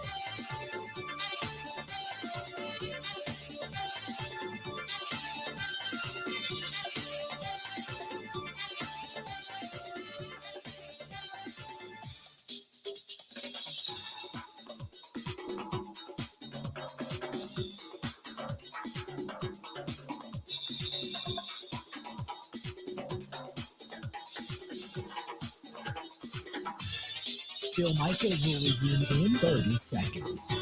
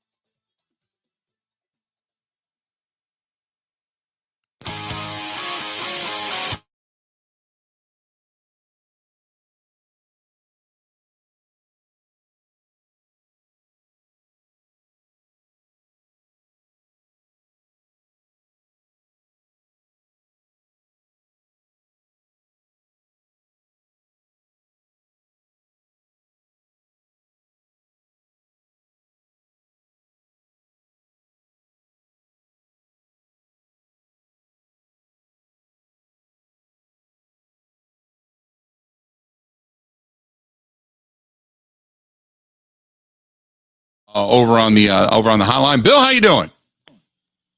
I'm great. How about you? Doing well. So, first of all, how big of a deal is it, if anything, as everybody seems to be making a big deal out of no Aaron Rodgers at OTAs? Yeah, it's a good question, Bill. And I've gone back and forth on it. I mean, I asked the quarterbacks coach Tom Clements about it last week, and I didn't expect him to say much of anything different. But Clements' answer, and there's some logic to this. If you're talking about getting on the same page as those rookie receivers and Sammy Watkins as far as that goes, those guys have to learn the offense first.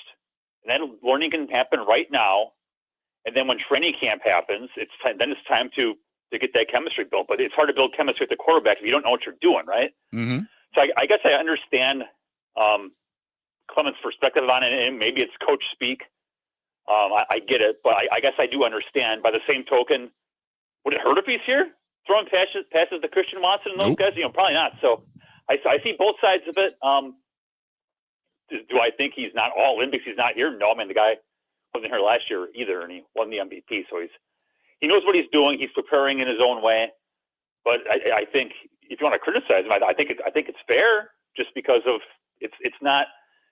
When he showed up last year, it was Lazard and Adams and Valdez Scantling and healthy Robert Tonyan. I mean, it's none of those guys. I mean, other than Lazard, it's none of those guys this year.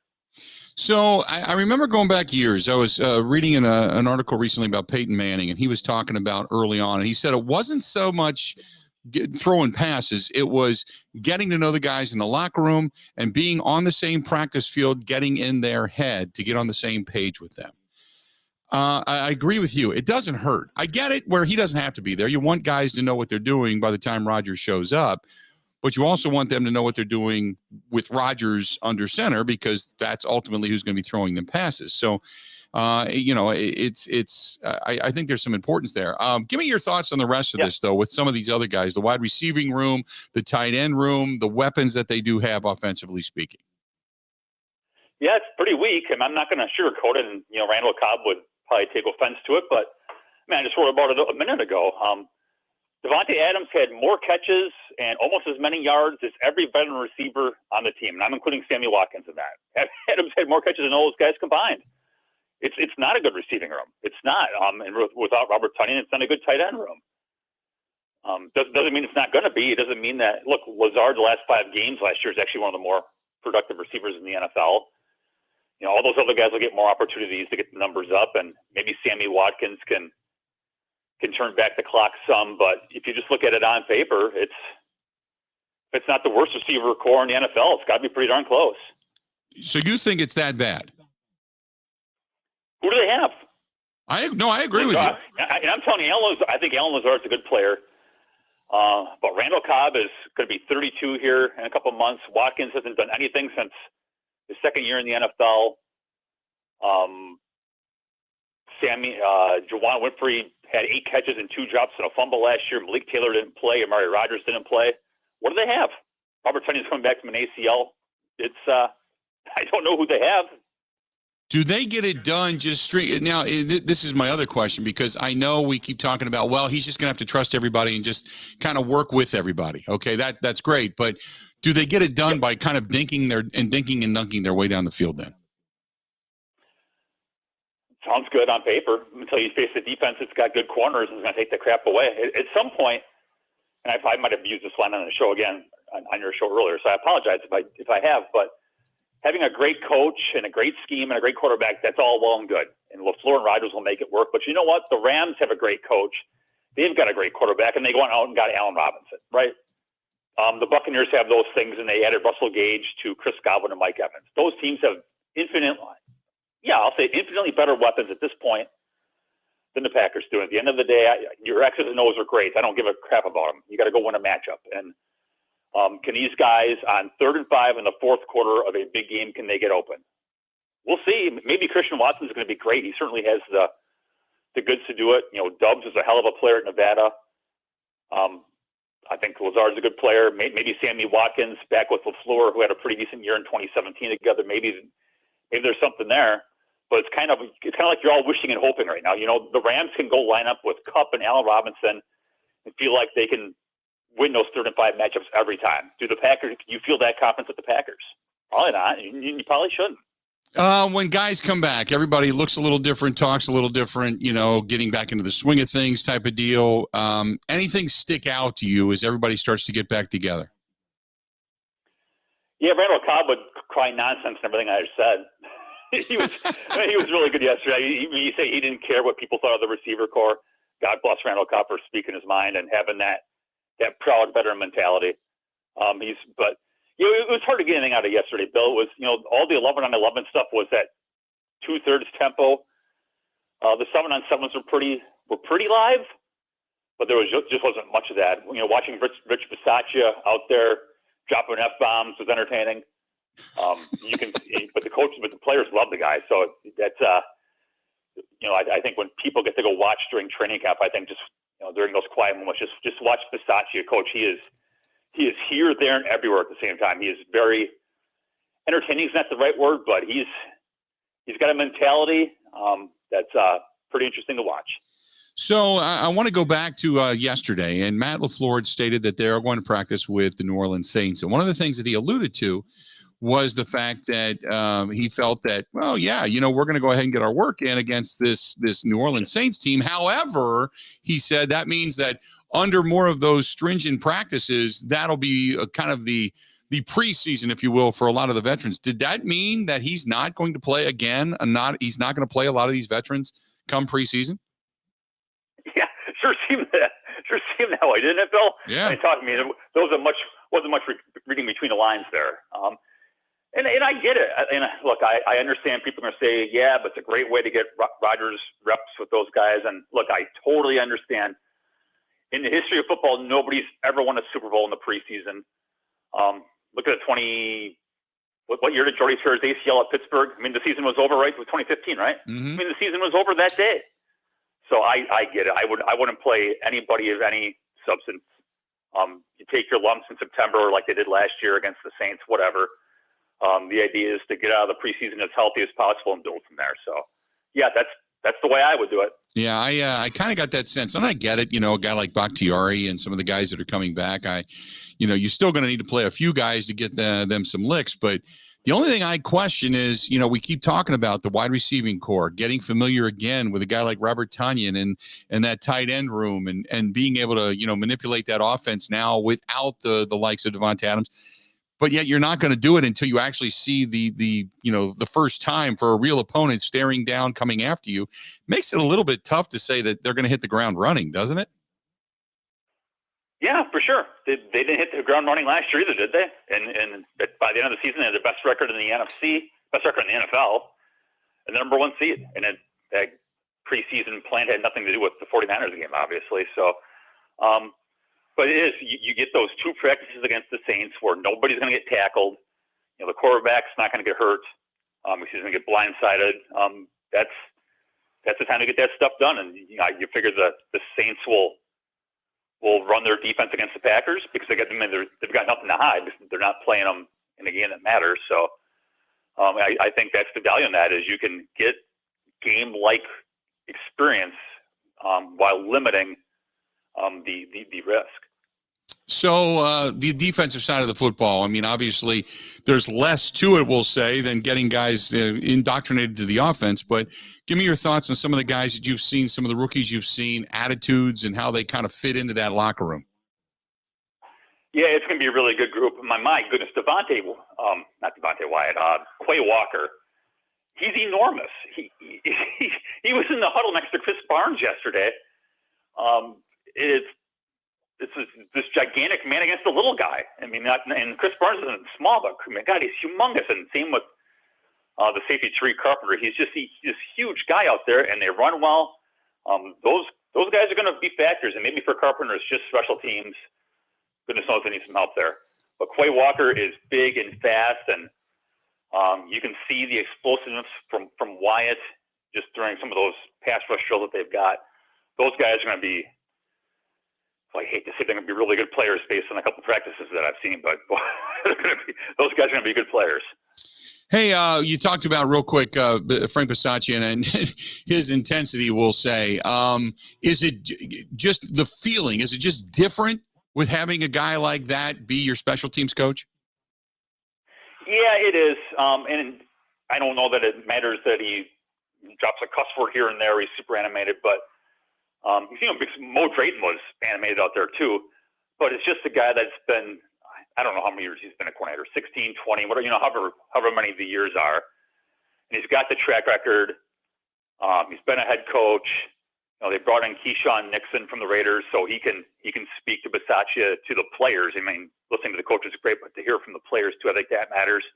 I mean, that's why Keyshawn Nixon decided to sign here, because Bisaccia is here.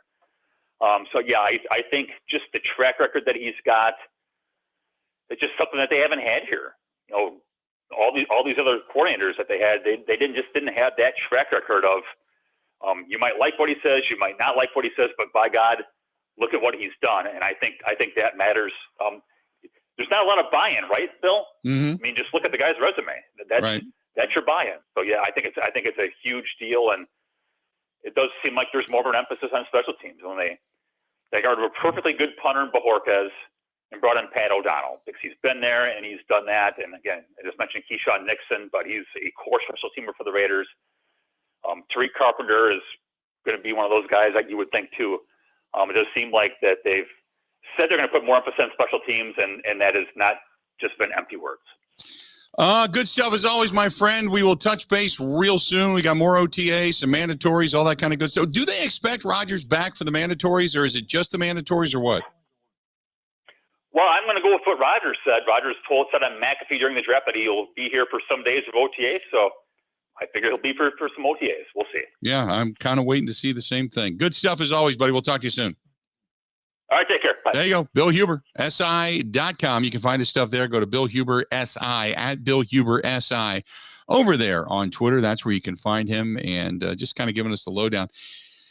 Guys look good. Guys are monstrous. The locker room's good. All the things you want to hear. Nothing crazy coming out of Green Bay. The question and all the chatter seems to be around the quarterback and the fact that he's not there right now, but he said he would be. So we just sit back and we wait.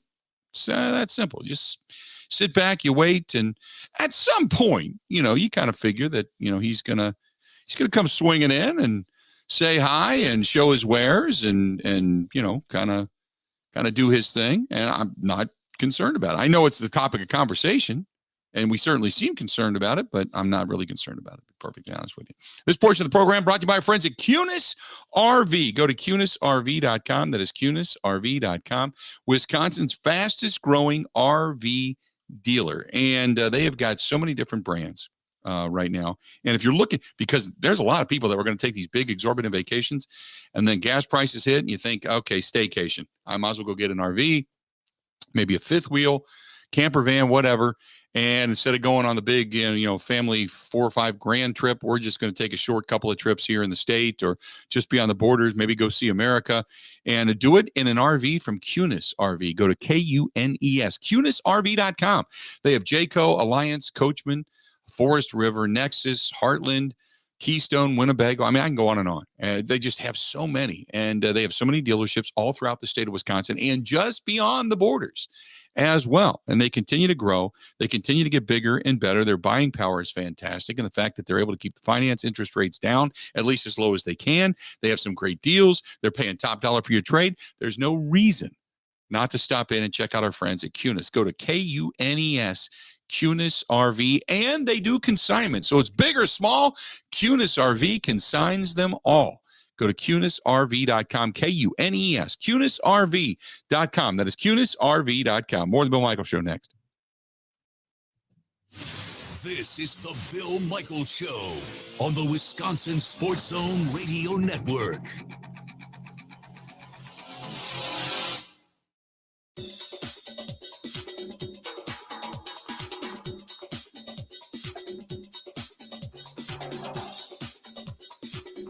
Bill Michaels will resume in 3 minutes.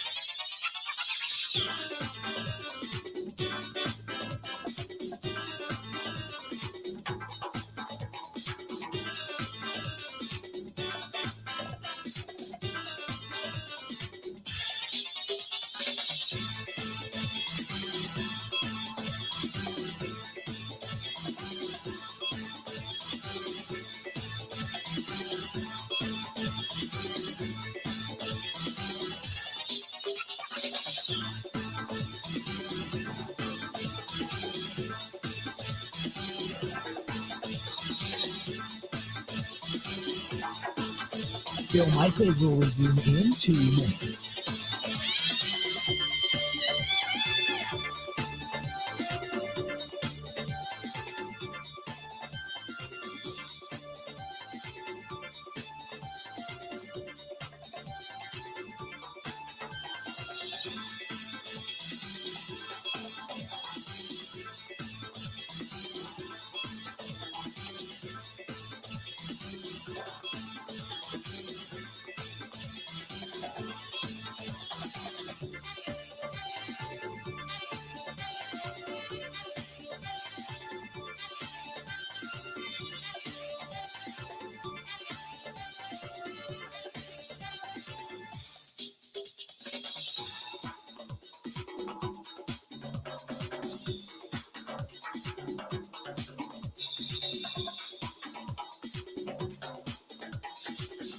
Bill Michaels will resume in 1 minute.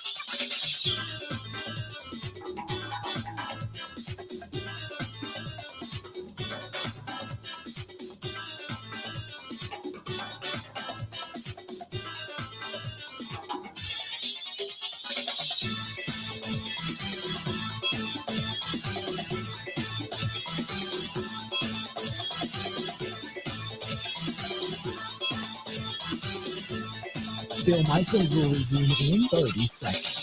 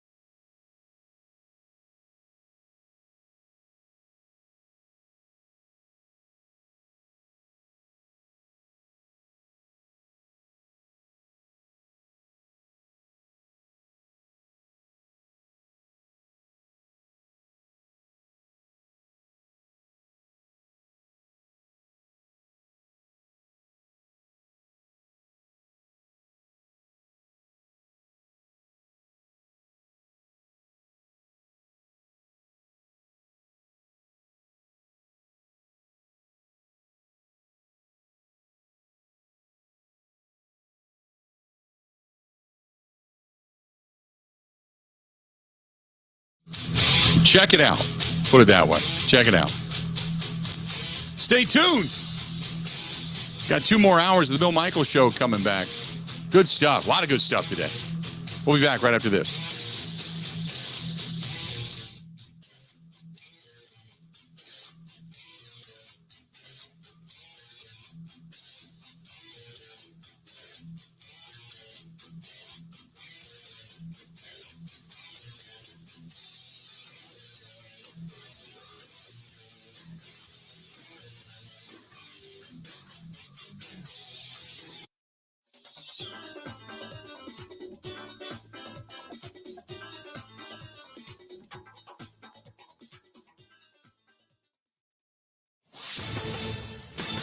This is a Wisconsin Sports Zone update. Well, the Brewers will close out their series with San Diego this afternoon out west. They won last night 4-1 in the back of a Tyrone Taylor 3-run homer.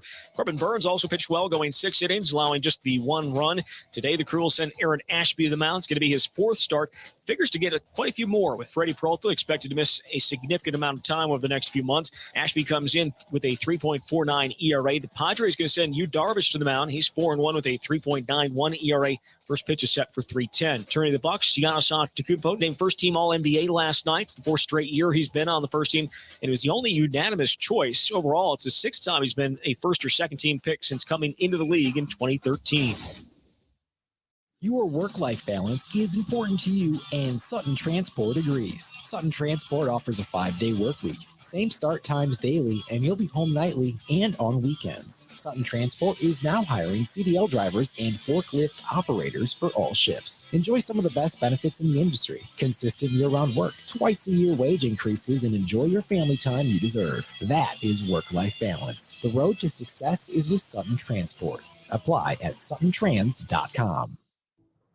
Well, the Packers going to continue OTAs tomorrow. They're doing so with major questions at wide receiver. They did add a veteran in Sammy Watkins while also drafting 3 guys last month. But many believe the offense will take a step back without Devontae Adams and Marquez Valdes-Scantling. Veteran Randall Cobb was asked about those doubting them. I really don't care. I've been doubted my whole life. You think I care? Yeah, I wouldn't be here. People didn't want me here. I'm here. You know, people didn't want me in the league. I'm here. People didn't want me on the Packers. I'm here. You know what I mean? People didn't want me traded back here. I'm here. I don't care about what anybody got to say. I'm going to go out and do what I'm supposed to do, have fun doing it, put a smile on my face, and try to win some games. With this Wisconsin Sports Zone Network update, I'm Zach Heilprin.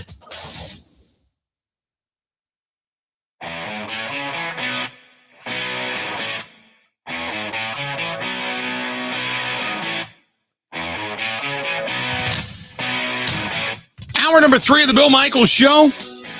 Glad you're on board today. This portion of the program brought to you by our friends over there at New Mail Medical, treating guys with ED all over the state of Wisconsin, well beyond the borders as well. And I got to admit, after 2 weeks doing the all-in-one weight loss program, getting back into shape, working out, doing my thing, and it's not like heavy workouts or anything like that. It's not like I'm going crazy. But down 8 pounds in 2 weeks. It's been good. Been really good. It works. I'm telling you. It does. And they have one for women as well. They have New Femme, but 414-455-4451. They can help you out with ED, low testosterone. If you're feeling moody, if you're feeling sluggish, if you're feeling tired all the time, you can't figure out why, they can help you out. All you got to do is call. Just pick up the phone, 414-455-4451, 414-455-4451. That's the New Mail Medical Center.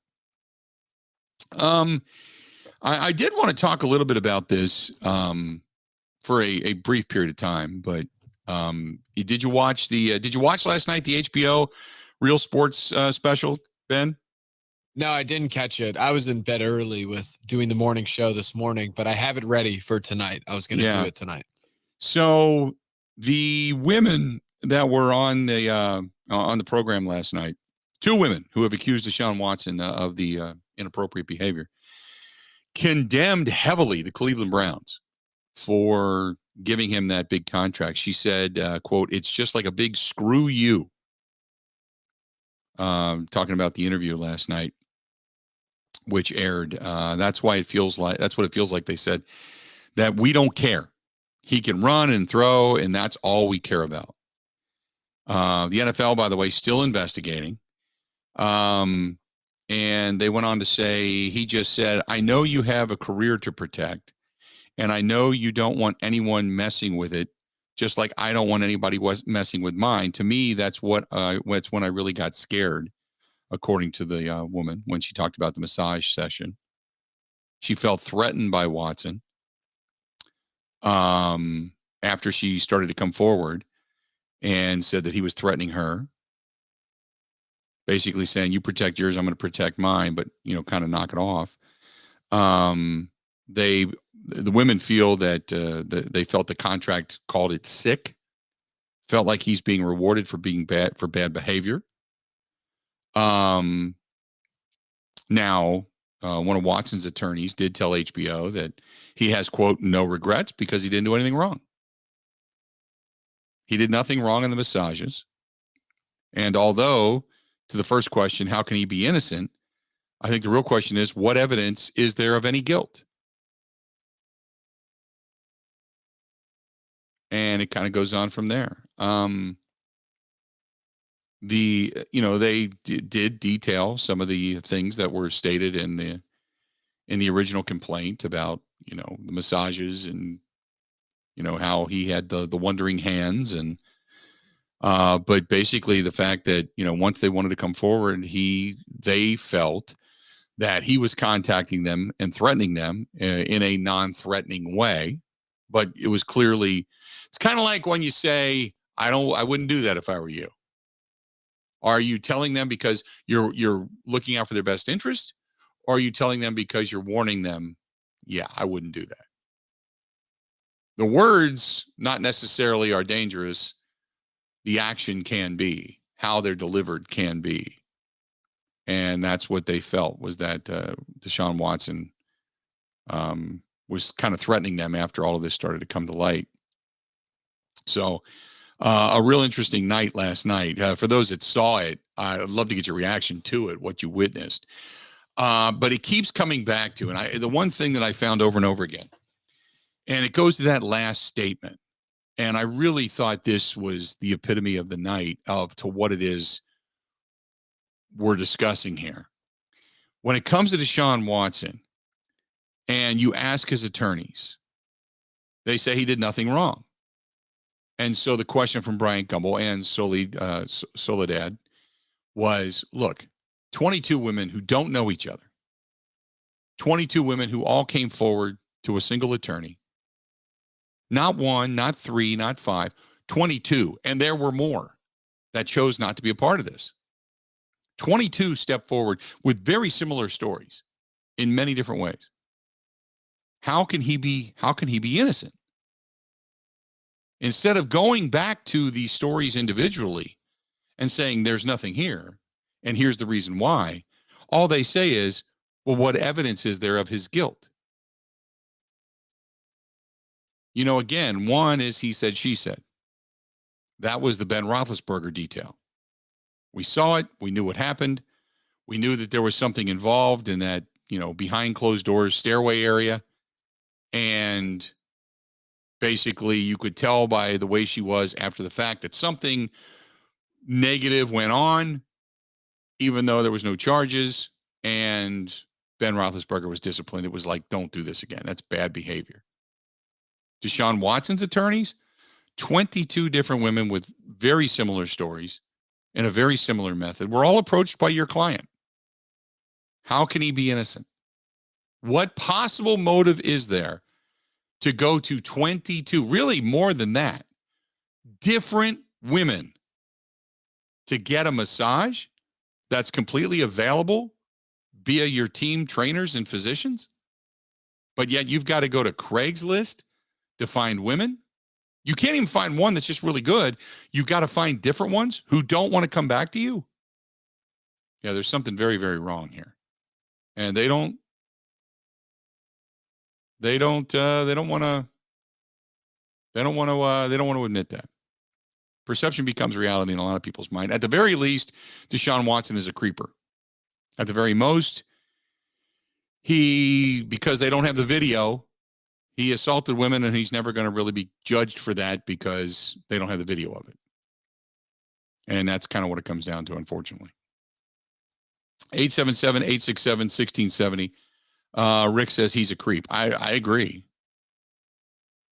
He's an absolute positive creep who played on his popularity to be able to do whatever he wanted to do and relied upon he said, she said, his popularity and the lack of evidence of women to do whatever he wanted to do. I'll tell you this, I'd be very, if he starts calling you up saying, hey, I play for the Cleveland Browns, can you come over and give me a massage? At this point, if you're a woman that goes there blindly, you'd have to be the most ignorant person in the world to then turn around and go, I can't believe this happened to me. So hopefully, at the very least, it doesn't happen again. I would assume that the Cleveland Browns have him under a strict contract to say this does not happen. You don't do this. Darren says, I don't worry about Rodgers' play with him, not at the moment, but I do wish as a leader of this team and as the iconic player that he is, that for his teammates that are working out and working hard right now, that he'd like to be there. Yeah, right. Another one comes off the Bud Light live stream, says, well, OJ still has girlfriends. Yeah, isn't that crazy? And Rick says, don't forget Cleveland's ownership is as scummy as he is. Certainly appears that way, doesn't it?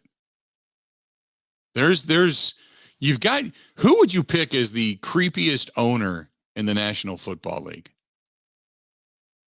Would you say Stephen Ross, the Miami Dolphins? Daniel Aside Snyder? from Jerry Jones?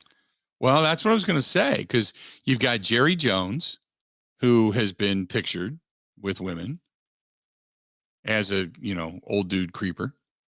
You've got just the ugly, bad haircut of Mark Davis. You've got Stephen Ross. You've got Daniel Snyder, Jimmy Haslam. I mean, this is a good old boys club of just creepy ass dudes, isn't it?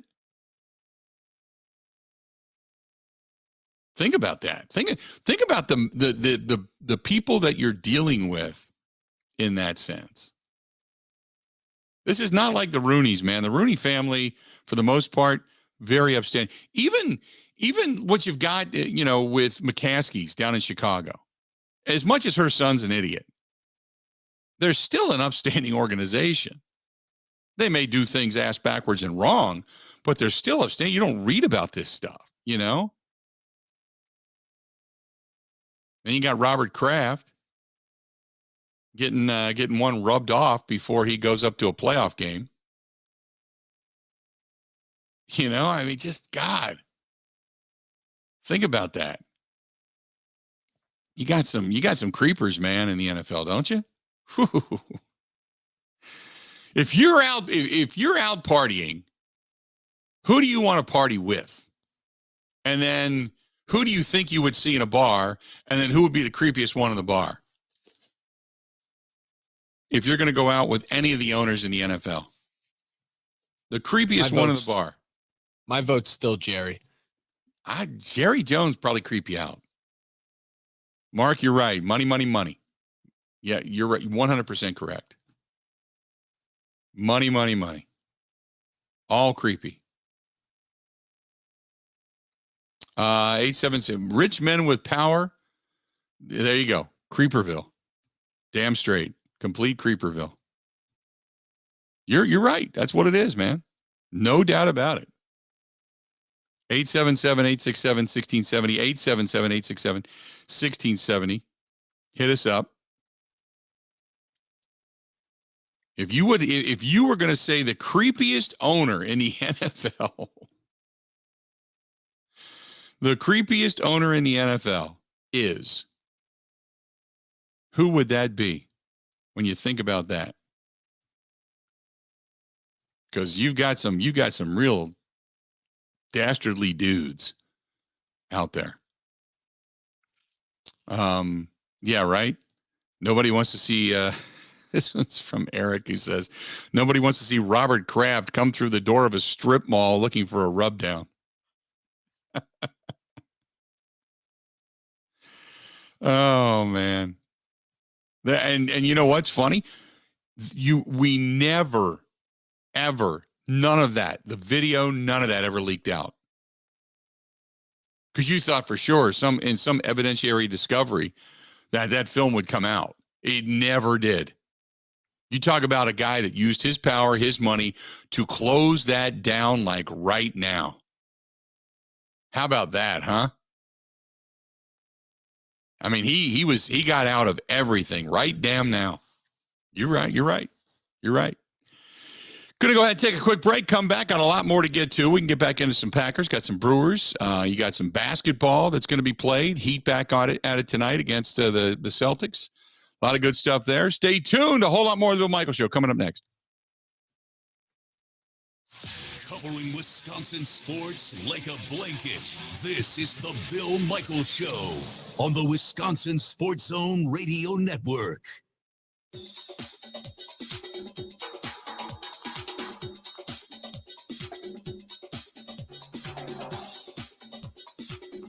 Bill Michaels will resume in 3 minutes.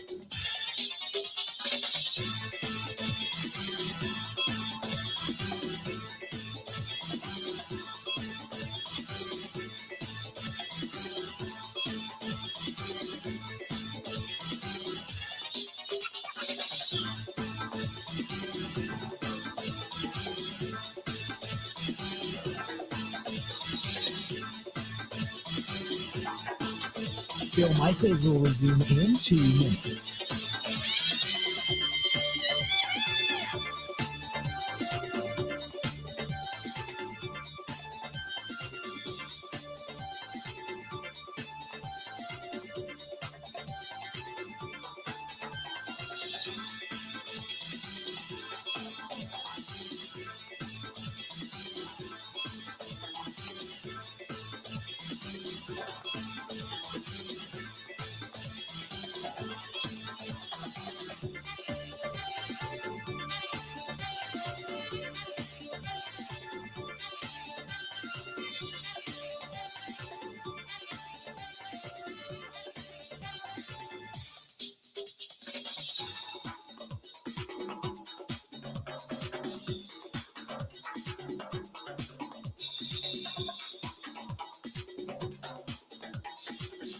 Bill Michaels will resume in 1 minute.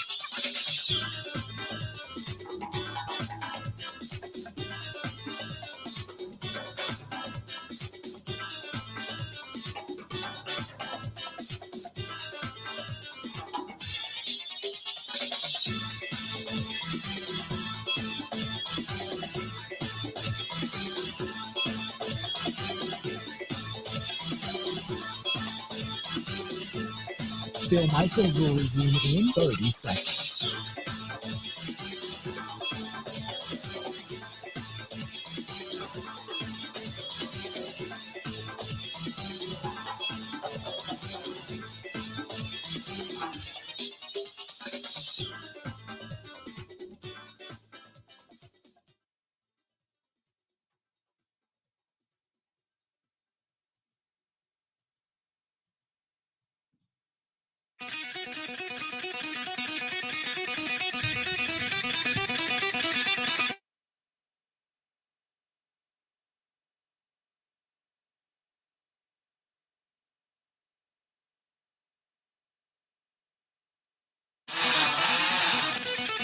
Welcome back. Glad to have you. Bill Michaels Show. We continue on. Hopefully, the weather today hasn't got you down. We can see it. You can see light at the end of the tunnel because you know it's going to start warming up on Friday. Then Saturday and Sunday, it's going to get better and better. And then Monday, it's going to be warm. And it looks like next week is actually what we've been waiting for, is the return of summer. So just kind of keep a good thought. Hang in there. Hang in there. We can still get through tonight. Tonight, by the way, they're going to be back on the stage. It opens up at Wisconsin State Fair Park. Don't forget, Wednesday Night Live is back. It's all brought to you by our friends at Bud Light. The gates open up at 6. Music begins at 7. Rebel Grace is on the stage, and it doesn't matter, rain or shine. Doesn't matter, because they have that huge German-style beer hall with that massive stage. It's all under the roof. So you're not going to put 5,000 people outside. I get that.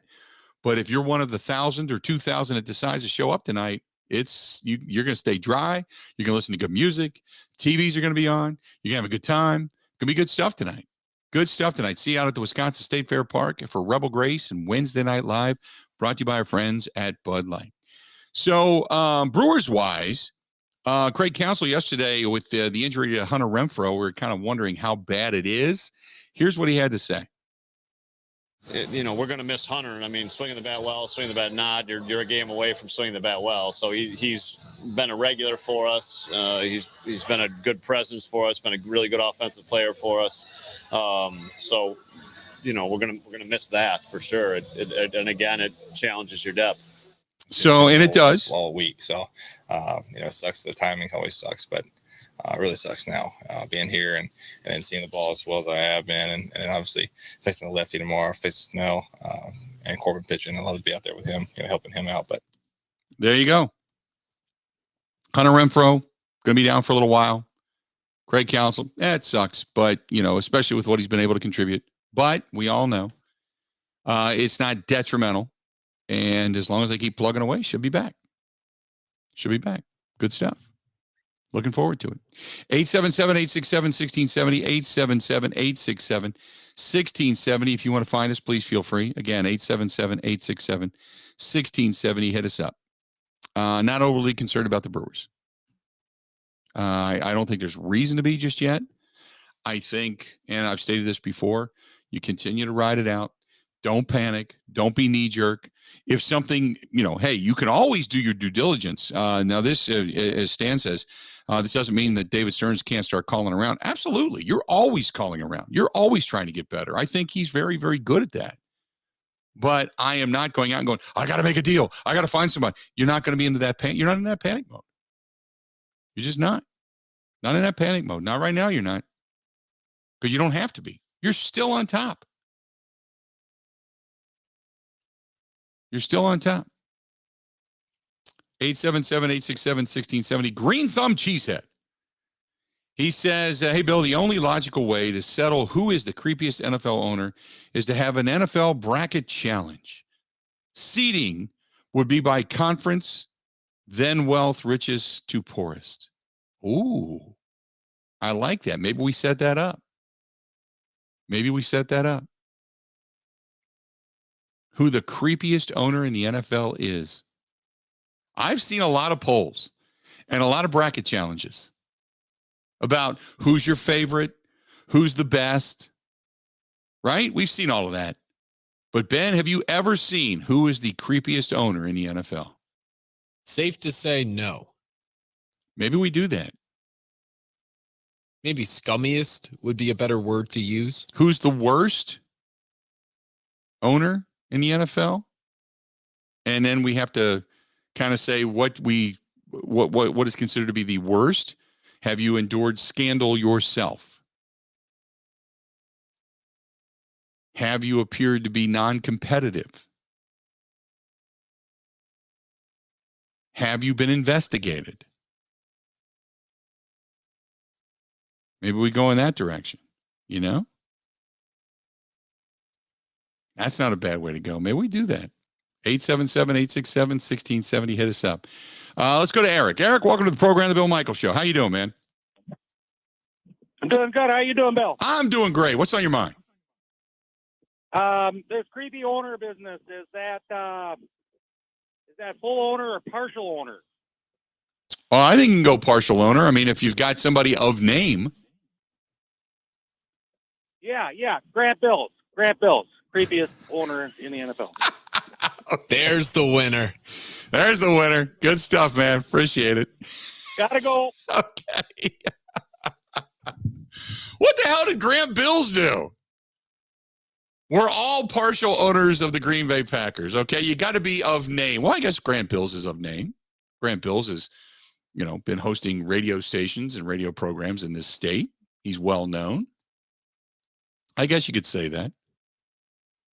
Okay, it would have to be, Jake says, what about Mark Murphy coming down the sledding hill? Why does Mark Murphy get crap for coming down the sledding hill? He's not sliding in to the crotch of a Asian massage artist like Robert Kraft did. Come on. Mark's having fun. He's channeling his inner kid. He's coming down the sledding hill. He's showing everybody, hey, this is what it's all about. This is wintertime in Green Bay. This is the Titletown district. You know, we've got this cool sledding hill. I want to go down it. What's wrong with that? Why do people get pissed off at Mark Murphy for that? He didn't do anything. He's not hiding money. He's not tanking games. He's not paying off women that claim that they're his prodigy, yet they're not, but he's giving them money anyway because they just are there. You know, come on, man. Sometimes I wonder, what are people mad at, really? I mean, we got real world problems here, man. And he's going down the sledding hill. He's more worried about the snow than he is about winning. It's like, what? I don't want to brag about myself, but jeez. All right. Come on, man.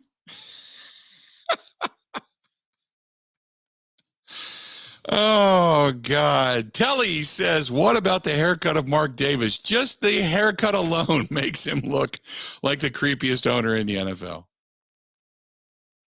Oh, man. I kind of want to agree with that, but have you ever seen the picture of the girl, like, rubbing her butt up against Jerry Jones from years gone by? And then look at Jerry's face. You can always just see him yelling, brisket, brisket. Oh, she's rubbing on the brisket. Just, oh, my God. Mark Murphy's a good dude, man. He's a good guy. I don't know why people get so upset about the sledding hill picture. You know? Brandon says it means you two got to have a sledding race this winter. Hey, if Mark would call me, come on the program, and we said, hey, let's do a sledding race down the hill. I don't know what we would put on it, and I don't know why we would be racing.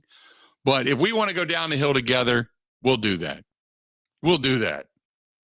One is the just president. Yeah. Non-athlete. Yeah, just being a non-athlete. Just one being the president of the Packers, another one being a partial owner. I would go down that sledding hill with Mark Murphy. I would do that. Just, oh, man. He's just going to grind on you. That's what Jerry got. That's the Jerry. Ben, you pull that picture up. You know what I'm talking about? I remember it vaguely. I can't remember if it was the National Enquirer or it was the New York Post or something like that. But there's this girl and she's got like her hand on his leg and they're both looking at the camera and she's looking at the camera like she's like getting ready to get $50 shoved into her G-string. And Jerry's looking at the camera like, I can't believe this girl's doing this to me. This is awesome. She's rubbing on the brisket. God.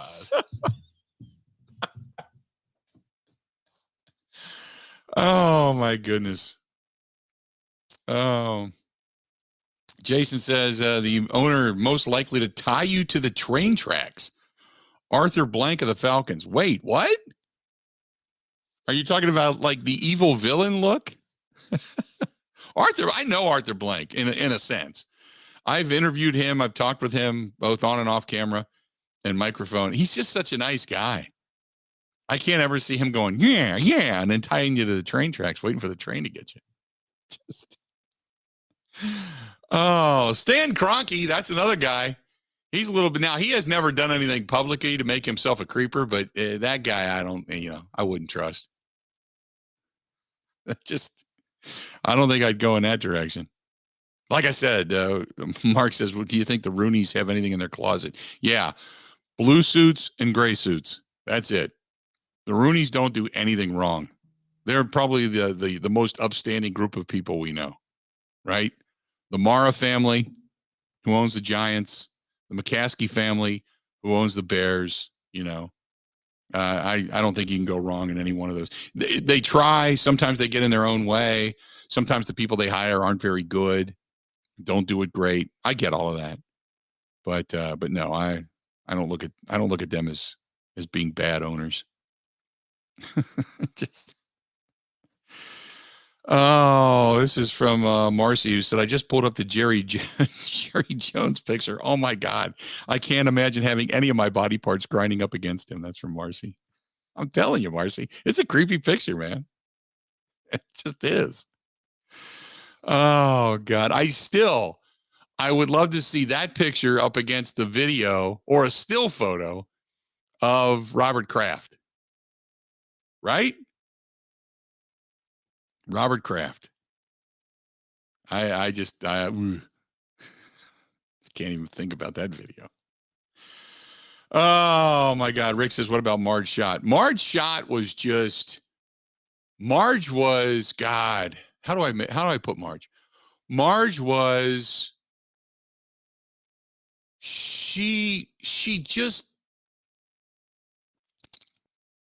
Marge was stuck in the age from years gone by, unfortunately. And Marge did everything she could to be a woman in a man's world and approached it that way. She approached it with the mentality of being harder than a guy. She was a little off the rocker, but she wasn't, I just used to, I'll never forget. I was sitting in her office.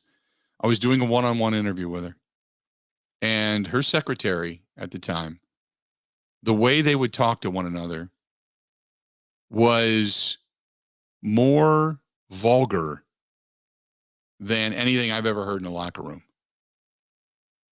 And that's the God's honest truth. And it's not to say that it's just the way they did. They just had the mentality of, we are in a man's world. We have to be harder than the guys to prove ourselves. It was just so weird. The way they went about it. 877-867-1670. Hit us up. 877-867-1670.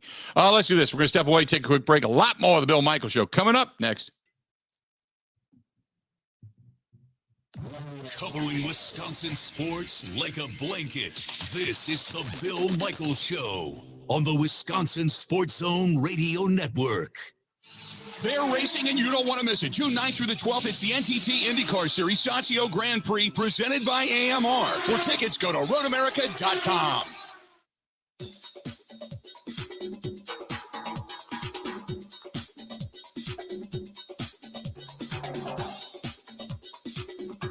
Bill Michaels will resume in 5 minutes.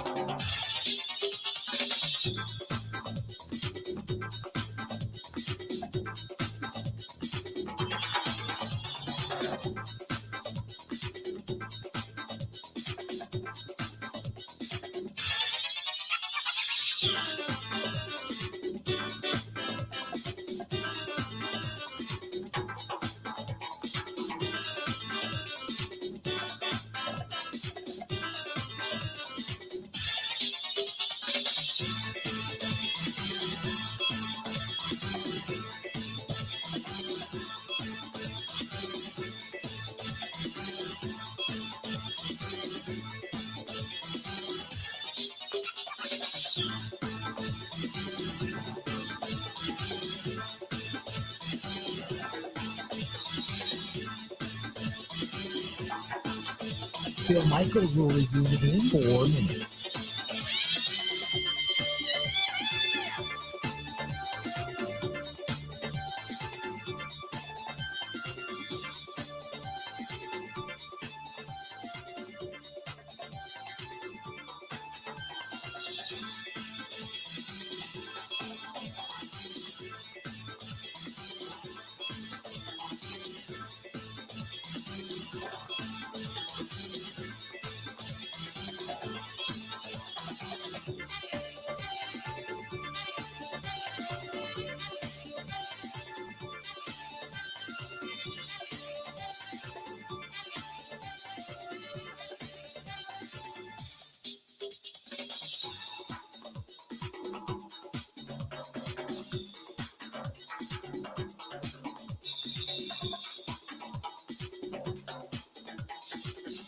Bill Michaels will resume in 3 minutes.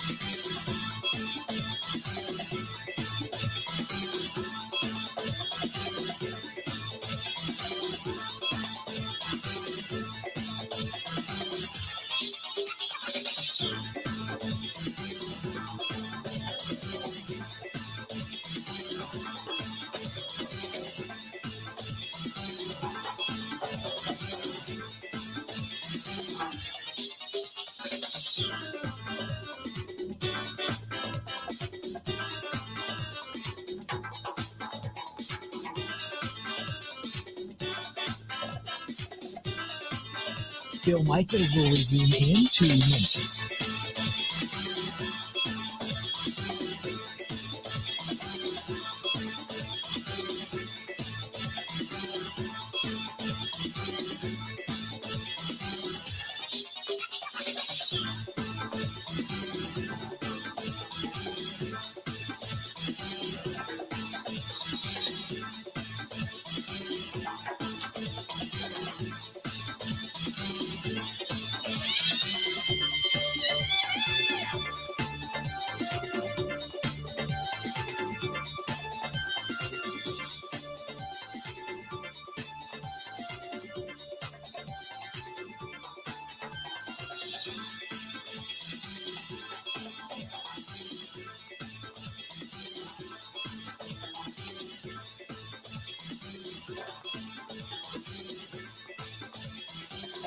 Bill Michaels will resume in 1 minute.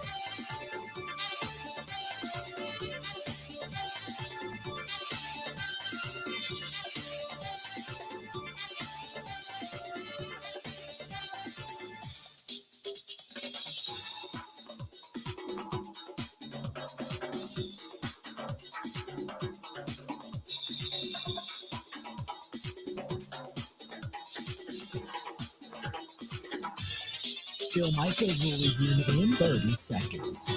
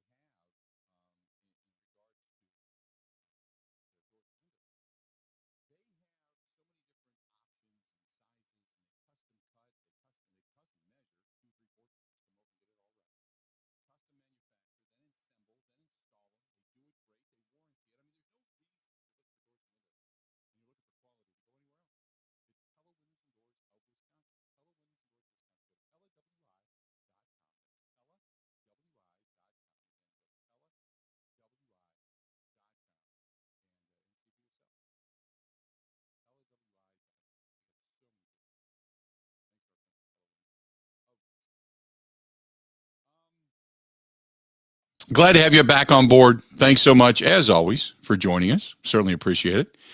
Rick, you're right. When we start to get into the weirdness, the day does tend to roll off the rails a little bit. There's nothing wrong with that, though.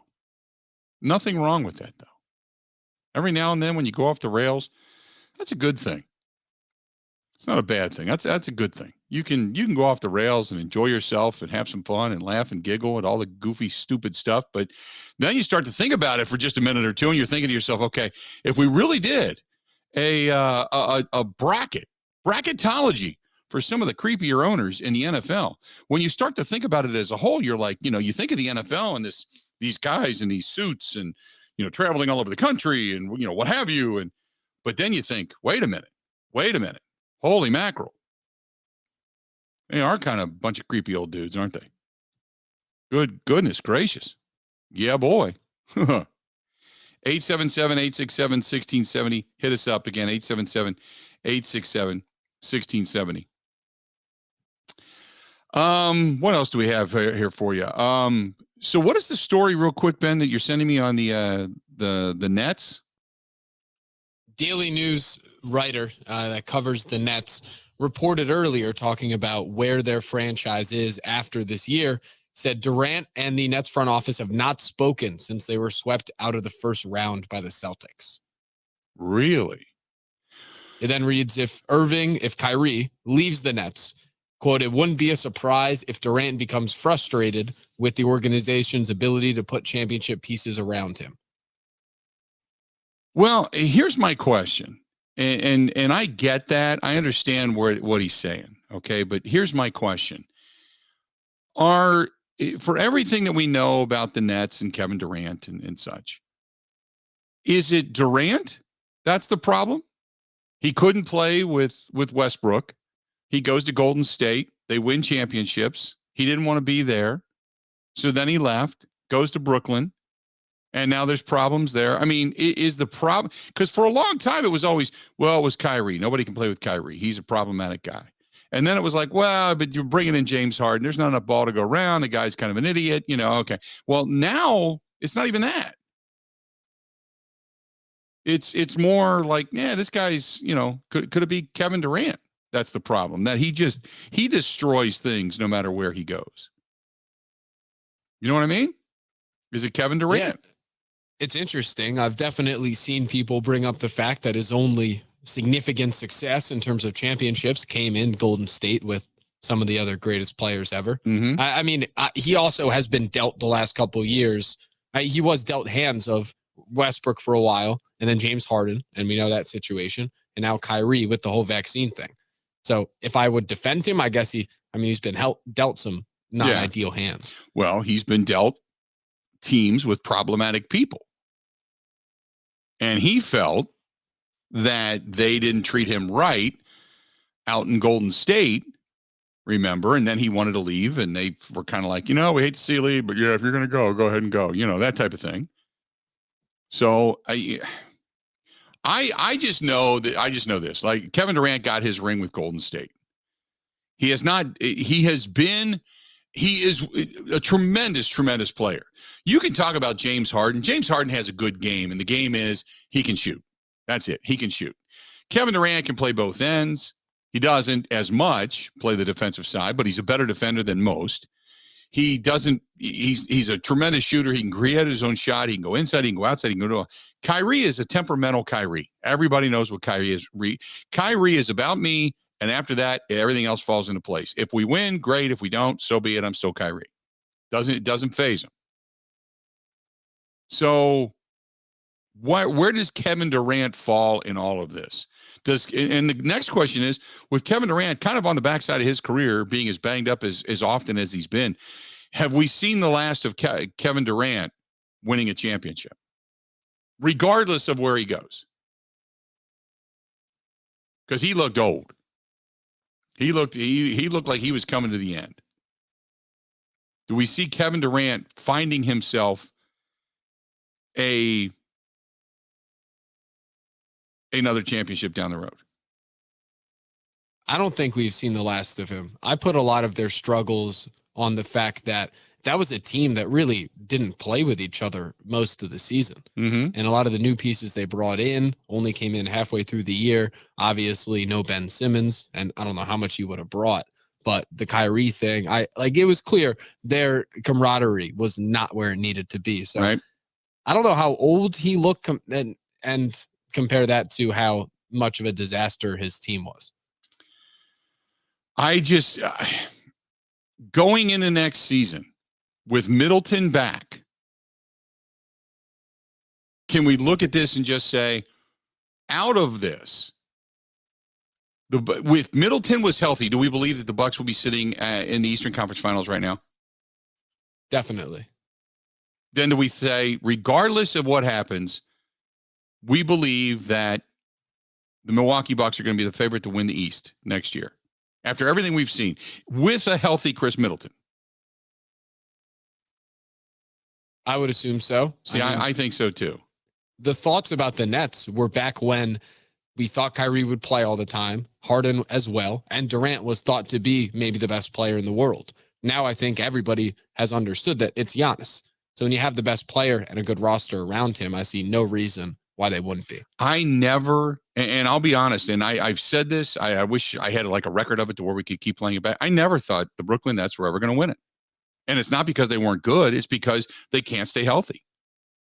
They just couldn't stay healthy. Getting Kevin Durant and knowing he was coming off of that injury and knowing that he was so problematic injury-wise coming back and knowing Kyrie had been the same. And even when they got James Harden, that James Harden at times was in and out. I never thought they were going to win a championship. Never did. They always were a very good team and they had the potential to knock you out, but I just never thought that I was ever going to pick them as the favorite to win a championship. Now, if, say, Kevin Durant said, I want out of Brooklyn, and they somehow made a deal to bring him to Milwaukee, he'd win a championship. He'd win a championship because Giannis don't play that. He'd win a championship. But I don't think you go anywhere else in the East and start teaming up unless you're maybe going to Miami. Maybe Miami, or you put him on the Boston Celtics. That may change things. But I just don't look at it that way. I just don't think he's the same guy. Just don't think he's the same guy. 877-867-1670. I mean, some of you may think I'm crazy, but I just don't think he's the same guy. Going to go ahead and take a quick break. Stay tuned. We got a lot more of the Bill Michaels Show. It's all coming up next. This is the Bill Michaels Show on the Wisconsin Sports Zone Radio Network. We're back in Judge Gina's court where debate's heating up. Order.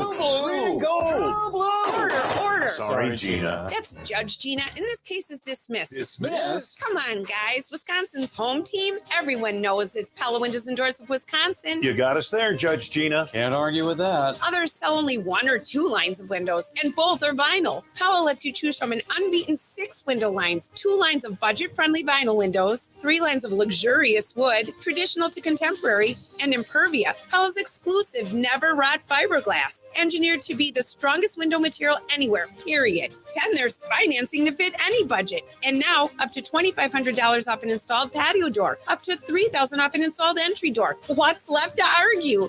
Hella now? Pay later. Hella now. Pay Court's later. adjourned. With the price of materials rising across the country, don't let your huge savings slip away. Set your free consultation now at PellaWI.com. Certain restrictions apply. See showroom for details.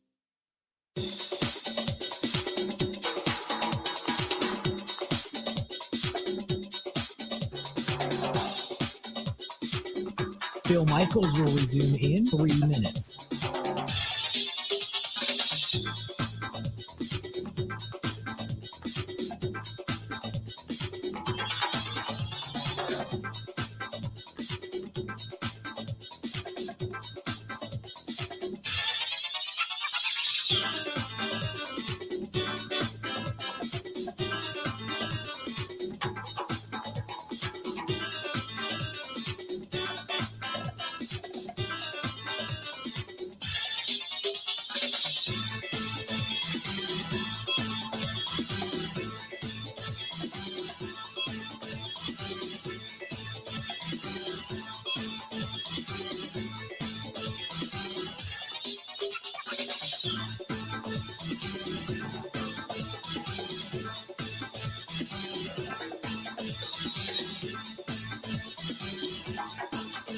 Bill Michaels will resume in 2 minutes.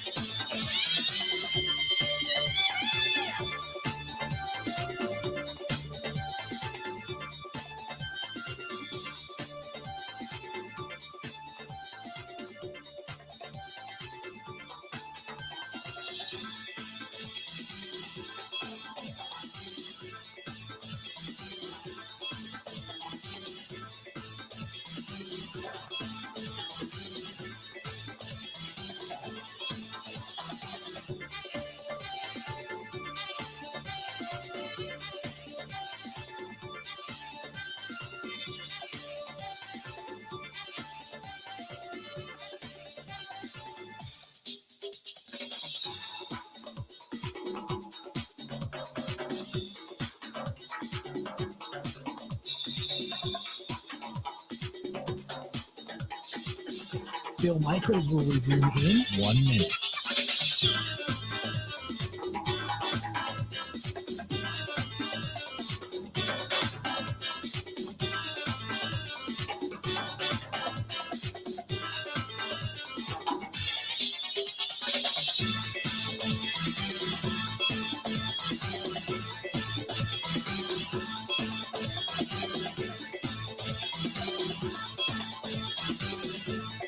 Bill Michaels will resume in 30 seconds.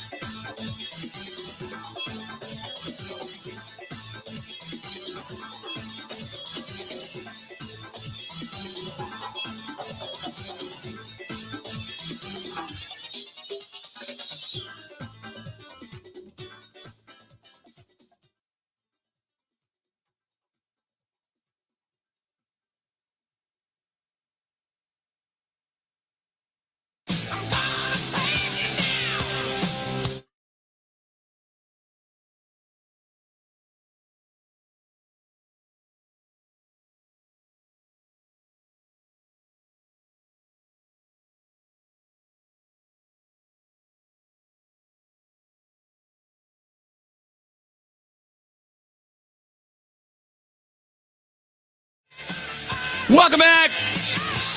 Bill Michaels Show continues on. Hey, the Sunset Grill on Pewaukee Lake. Good place. And I just saw the other day that they have the patio open. The docks are in. And if you're out boating this weekend and Memorial Day and you're enjoying it and you want to stop by, they can take you. Bring your boat on over. Stop in. Have something good to eat. Don't forget, always, always ask Trish, do you still have those leather pants? Just saying. It's an inside joke, but you got to ask. I'm not going to tell you the answer to that. You got to go ask. That's what it is. Check out our friends at Sunset Grill on Pewaukee Lake. Sunset Grill on Pewaukee. Stop in, tell them we said hi. 877-867-1670, 877-867-1670. Glad to have you. This is from George, who said you need some guys who can defend on the perimeter and can shoot. Don't we all? Doesn't every NBA team need that? You need a shooter who can play defense. How many of those guys are out there, Ben? A lot. Yeah. I mean, most of the league, frankly. Every team needs one of those guys. Everyone. Every team I know. They're all, what are they looking for this offseason? Well, we're looking for a shooter. Looking for somebody who can drain a three. Looking for somebody that can play defense. Our perimeter defense is horrible. We got to play a better three. You know, somebody young, athletic, got to play a better three. It's like looking for a quarterback in football. Yeah, exactly. Got to find a quarterback, somebody athletic, somebody who knows the game, can decipher at the line of scrimmage, can read and react. There you go. Everybody's looking for one of those. Not that easy to find. Easier said than done. What else do we have here for you? Got a lot of just off the wall stuff. This is from Mark, who says, who do you think wins tonight? Are you talking when we were talking about the NBA? Celtics and the Heat? Series tied at 2 games apiece, going back to Miami?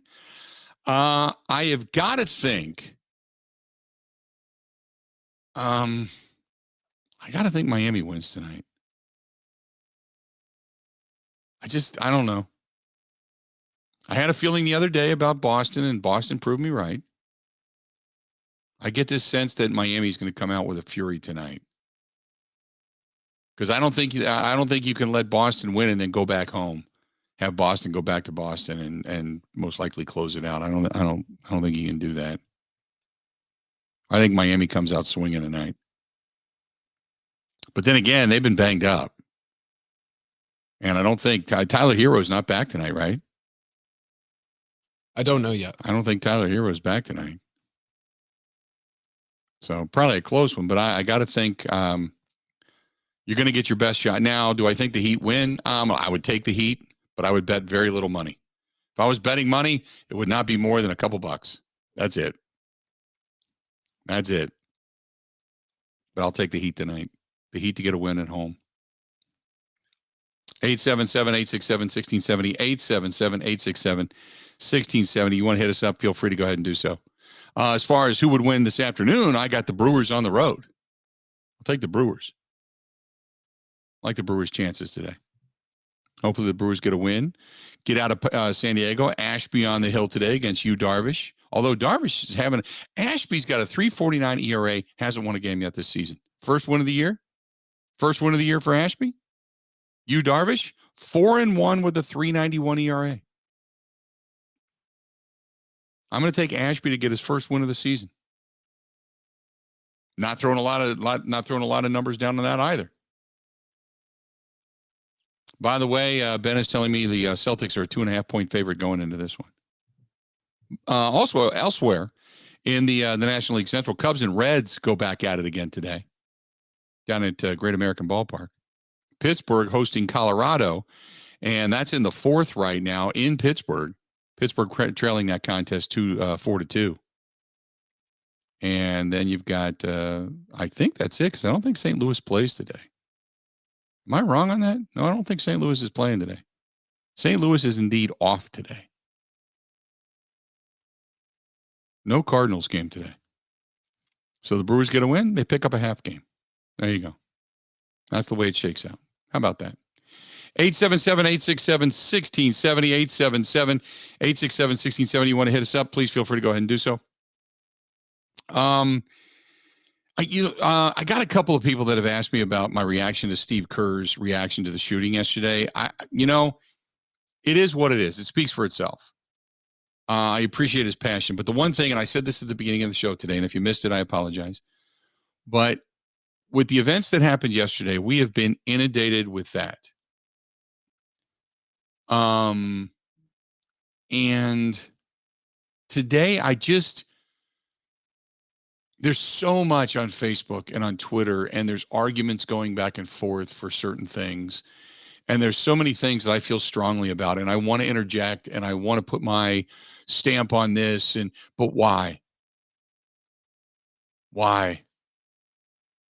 I think today is a day where, and I'm not saying we're right or wrong. I think just today is the day where I wanted to remain sports oriented, because I think sometimes, not that we want to ignore things, but sometimes you just need a break for a couple of minutes from things that are horrific. And I think today was the day I just decided we want to be that respite. So I don't want to give you a reaction to all of that. I'm saddened by it. It hits home. I think about my kids, my grandkids. It hits everybody in that sense. But there's so many people that want to stand on the bodies and yell their opinion to say, see, I'm right and you're wrong. And I don't want to do that. I think today is the day that we're going to stay away from that. I think many of you came here today to talk about Packers and OTAs and to talk about, Brewers and injuries and who's playing well and who's not. And I get it. And you want something out of me. And I apologize for not giving it to you, because there's a lot of things that I am feeling passionate about, and this is one of them. And I think all I'm going to do is piss off half of you. And so I'm kind of like, I don't want to go in that direction. So today's the day we're just going to enjoy, maybe laugh a little and get away. It doesn't mean we're wrong. It just means we're taking a break for 15 minutes, 20 minutes, myself for 4 hours. And then the real world will come back in. We'll open that door again and the real world will come back in. But for right now, it's just us. We're just hanging out. Stay tuned. More of the Bill Michaels Show. It's coming up. It's coming up right after this.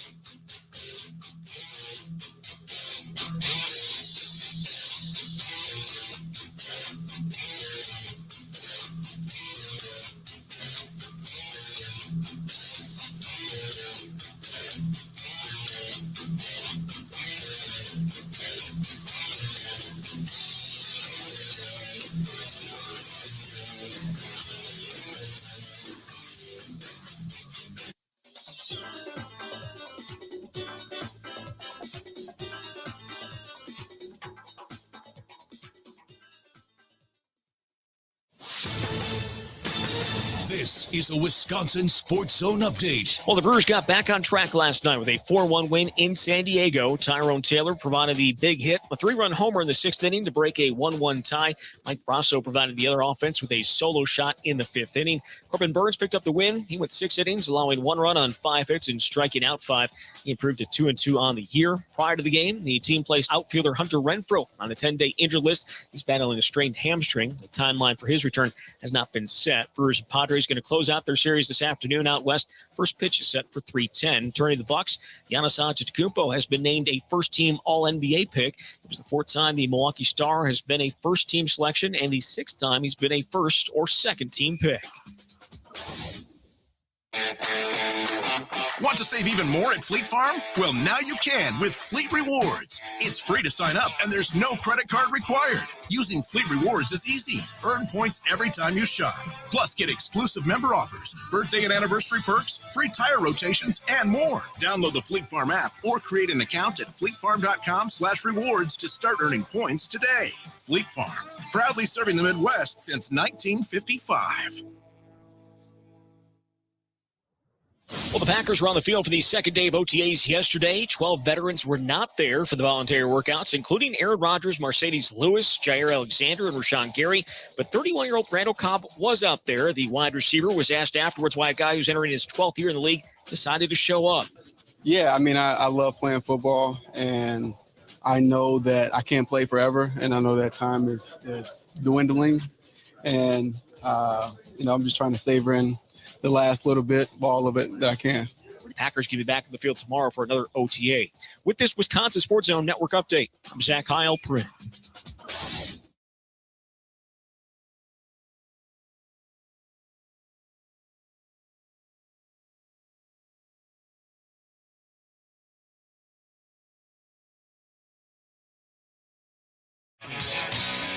Hour number 4 of the Bill Michaels Show. Continuing on. A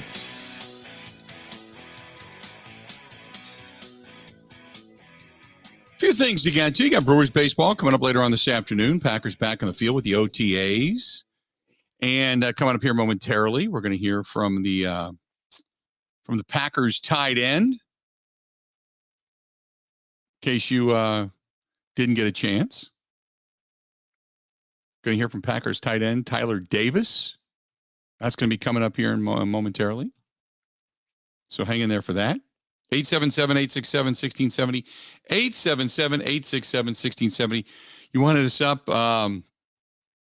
Please feel free to go ahead and do so. This is from Mark. Mark says, I appreciate the fact that we're staying away from many of the topics that are separating us today. I come here to get away from all of that. Thanks for being responsible in your reporting on your show. Well, we didn't really report. We're just trying to kind of stay out, so to speak. I get it. Today's a day. It's funny because I was reading Mike Clemens had made a post, and it kind of spurs things in you, one side or the other. And the first comment I read was one guy going off and calling people pieces of blank. And it's like, okay, that's the reason I want to stay away from it. Right now, it's emotions are raw, and there's not a lot of credibility there on either side. And it shouldn't be either side. It should be everybody coming together and understanding, there's a lot of bad people out there. There's a lot of good people out there, too. Sometimes it's what we do as human beings.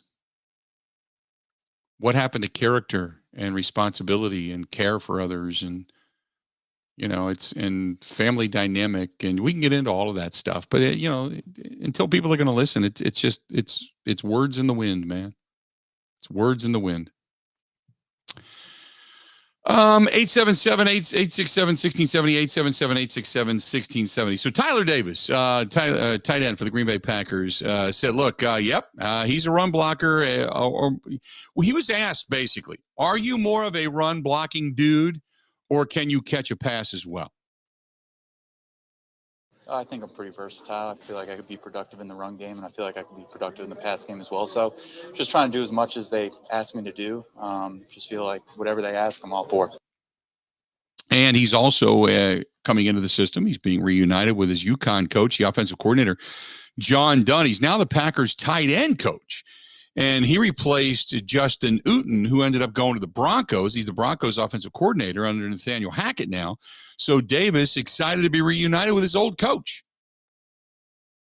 It's been awesome with him. We had a fun time in college together. So when it happened that we were back together, it was pretty fun to just be with him every day. So it's definitely good to have some chemistry with a guy that I've been with in the past. So it's been good so far. And Davis has gotten some praise, not only from the general manager who drafted him, Matt LaFleur as well, but with Robert Tonyan being out, still recovering from the ACL, he was asked, does he see this as a huge opportunity to really kind of show your wares, come out and shine at the tight end position here in the OTAs and minicamps? Oh, absolutely. This is an awesome opportunity for me. And now it's just up to me to control what I control, just come in every day and become a better tight end. That's what I'm trying to do. So we'll keep rolling that way. When he came to Green Bay, he's as a receiving tight end, but did not shy away from last season from making contact on run plays and even being a special teams asset as well, and talks about it. Right. Well, I feel like that's a pretty important part about playing tight end in this offense is that they expect you to do everything. And whatever they ask me to do, I'm all for. Now, here's one thing to keep in mind. He was actually a backup quarterback. He was, believe it or not, you're talking about a guy, a big dude that can throw the football as well. He was a backup quarterback. And then he got, made the transition over to tight end at UConn. So how easy or how difficult was it to make the transition from a quarterback to a tight end? I don't know if we got enough time for that story, but going into my redshirt freshman year in college, I played quarterback basically my whole life. We had a solidified starting quarterback at University of Connecticut, and the head coach came up to me at the time. He said, Tyler, he said, you can't hold a clipboard on the sidelines. He said, you're too athletic. We need you somewhere. So he said, outside linebacker. And I kind of was like, oof. And I was like, let me think about that one. He's like, how does tight end sound? I said, sounds good. And kind of just went from there. So transitioning from a quarterback to a tight end. Now you went from throwing passes to blocking a little bit, but also to catching passes. So how has that made him overall a better football player? Absolutely. It's definitely just a good background to have because you kind of like understand like spacing and concepts and understanding where you are in progression. So it's definitely beneficial to have that background. There you go. You understand different things from different aspects, and he's hoping to excel at it. So there you go. A little bit of a spotlight, an inside look to Tyler Davis, the tight end for the Green Bay Packers. And with no Robert Tonyan right now, offensively speaking, you're going to get Tonyan back, and you hope that he's okay. You're going to get Elton Jenkins back, and he's hope that he's okay. Let's think here for just a second. Okay, let's just think about this. If by chance, you don't get Tonyan back, and he's not 100% healthy. If by chance you do struggle with David Bakhtiari and the knee, if by chance he does not return fully to what you expect out of David Bakhtiari.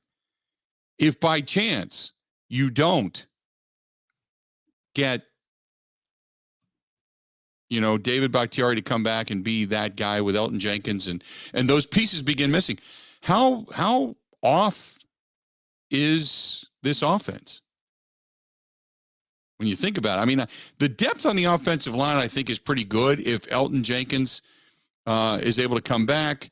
And if let's just say David Bakhtiari is not 100%. I still think they're pretty good. But if you don't bring all those guys back and you don't have them consistently playing and playing well, playing up to their level, how good is this offense then without having the likes of a guy like Davante Adams? Right? They all should be back. I'm not overly concerned about it. I still go by what was not said regarding David Bakhtiari, rather than what was said. What was not said was, he's doing great. He'll be ready. No problem. We didn't get that. We got, oh boy, it's tough, and it's tough to come back from the NFL and injury, and it's tough. We didn't get any of that. We got the how tough it is to come back, which kind of leads you to believe, oh my goodness, could there be something problematic here before it's all said and done? 877-867-1670. Just, kind of waxing out loud and wondering out loud regarding Packer fandom, so to speak. Thoughts around this team. Our buddy Steve writes, hey, Bill, happy Wednesday. I really think that the Packers are well and all in for 2022. All of the contract extensions, improvements in the defense and the depth and both the offensive and defensive lines makes me think that this is the year. Yes, the wide receiving core is missing Devontae Adams, but between the returning wide receivers, tight ends, and rookie wide receivers, I think they're going to be just fine. I also think that you're going to see more of a balanced attack on offense and improved defense. It goes without saying that special teams has nowhere to go but up. As far as Jordan Love is concerned, to date, he reminds me of Brett Hundley. That may be a little harsh, but I haven't seen anything else from him. I hope I'm wrong, but until I see him improve, my thoughts on him will remain the same. I have a question for you, though. Did the Packers open Pandora's box with the big new contracts? Are players like Rashawn Gary, Allen Lazard, and others going to try to cash in big as well? This could be the start of salary cap hell. That's our buddy Stephen Richfield. To answer your question, yeah. Yeah. Steve, you're 100% correct. They opened Pandora's box. You got to figure out what you're going to do with it from here on out. You know where you stand right now that you're not going to be able to pay everybody. Not going to be able to pay everybody. So what are you going to do? Not going to be able to pay everybody. You're going to eventually have you.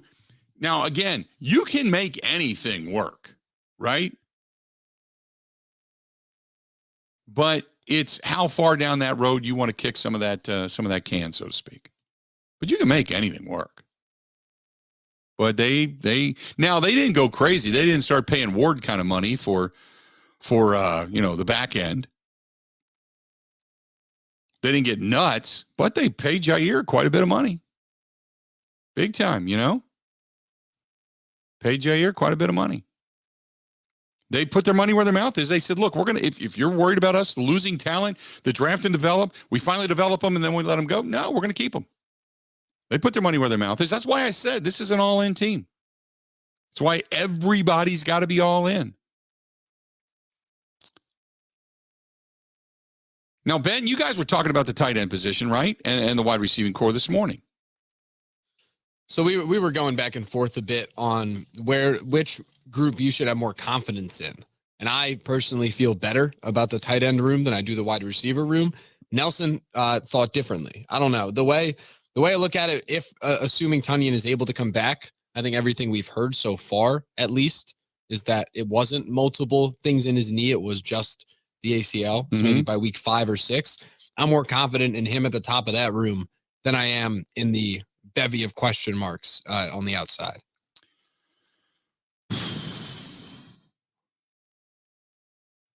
I think I'm only confident in that room is if Tunyon comes back. Otherwise, you just don't know where you're at. You know what I mean?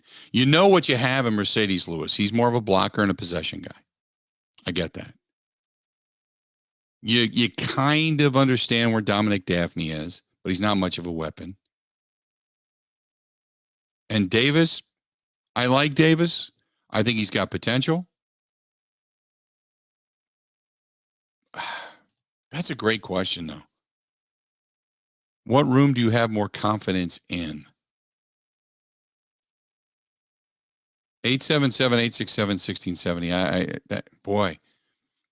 Because I don't know. It's the unknown, I think, that gives you more pause because you don't know what you have in Christian Watson and Dubs. You don't know. Or Sammy Watkins. Or Sammy Watkins, for that matter. You think you know what you have in Sammy Watkins, but for the most part, you're not positive. That's a great question. Let me think about that. We're going to take a quick break. We're going to think about that because let's do this. We'll step away. We'll take a quick break. We'll come back. What do you have more confidence in? The wide receiving core or the tight end room?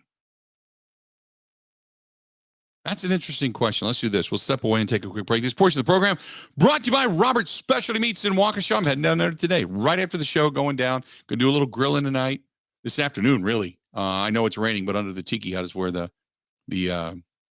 grill is, so I can do it out of the rain. So I'm going to do a little grilling before I head down to Wednesday Night Live tonight. and then come back. I'll be all good to go.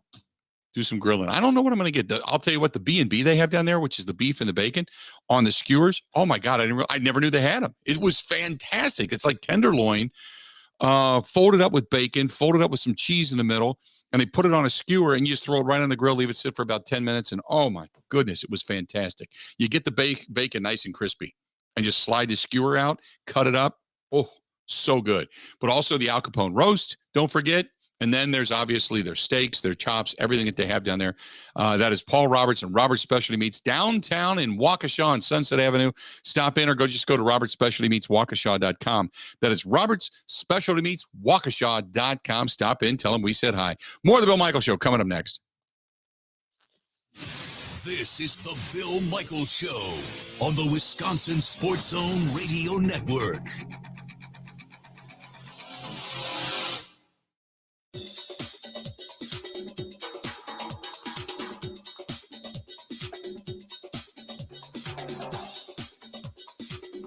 Bill Michaels will resume in 3 minutes.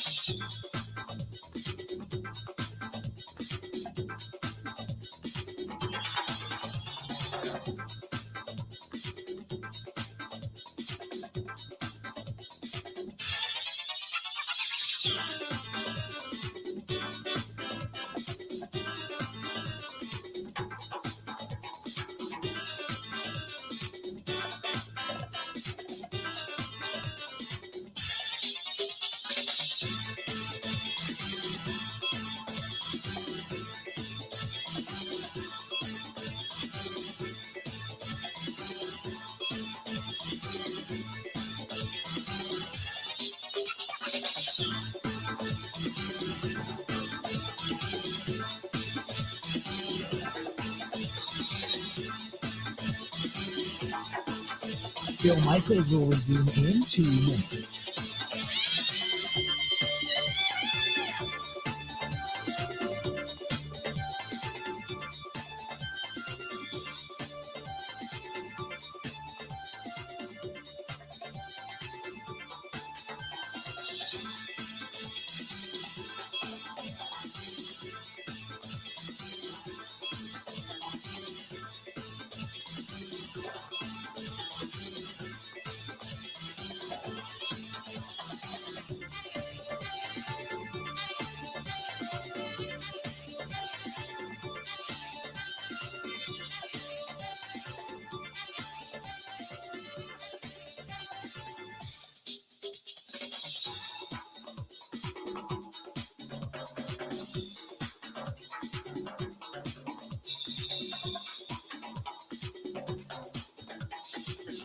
Bill Michaels will resume in 1 minute.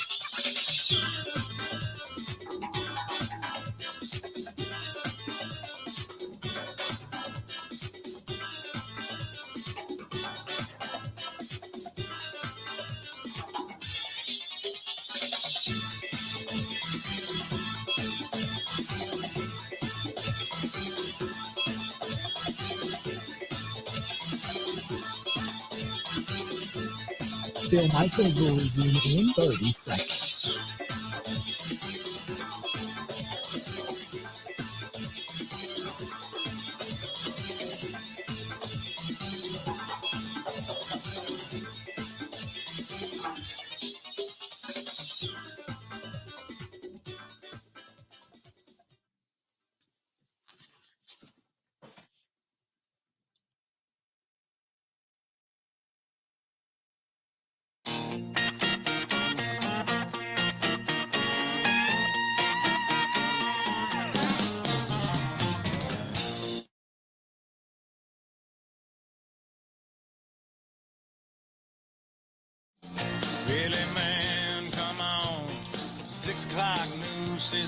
Welcome back. Good stuff. Hey, if you're heading downtown tonight to catch the Admirals game, stop over to MKE Brewing. Get yourself some of the craft beverages tonight. And then walk a couple of blocks over, as a matter of fact, and head over to the UW Panther Arena. Good stuff. Hopefully the Admirals get a win tonight. Get a couple of wins, send that thing back to Chicago. Still got some hope. Still got some opportunity. looking for the Milwaukee Admirals to get a big win tonight. So, but do it compliments of our friends over there at MKE Brewing. That's MKE Brewing, downtown, right there on 9th Street. And that is the host, by the way, our starting point for the motorcycle ride this year. So find out where MKE Brewing is and then become a part of the program. Become part of our ride. We're sitting there talking about the question before we went to break about the tight end room versus the wide receiving room. Who do you have more confidence in Green Bay? I gotta go back to, and Ben, now I know you talked about the tight end room. I think Alan Lazard, I think, is a solid receiver. We know what Randall Cobb is. I don't think there's any denying that. He's not, Randall Cobb of old. We don't know what we have in Amari Rodgers. You don't know what you have in Dubs. You don't know what you have in Christian Watson. So, but you know what Tanyan's going to be eventually, you would assume anyway, when he comes back. And hopefully he's able to come back and be, Robert Tonyan again. You know what you have. It's not about confidence. It's about what I know we have. You know what I mean? Does that make sense? Yeah. And I mean, when I look at it, like normally there's one, maybe two tight ends on the field. When I look wide receiver room and go into the depth, I think I know less about that group. I think Alan Lazard, like Randall Cobb, I even say, I don't know if he's going to stay healthy. I don't know. No, how much he won't. What you do know is he won't stay healthy. Okay. Well, and I'm not making a joke, but you just know. I mean, that's his history. He's not going to stay healthy. Right. So I think I know more about Tanyan, even with a slight question of when he's going to come back. Because I think he might be the only guy on the offense, maybe next to Lazard right now and Cobb in the past, that Rodgers has shown a really good connection with. And if there's anything we've learned about Rodgers is sometimes it takes time.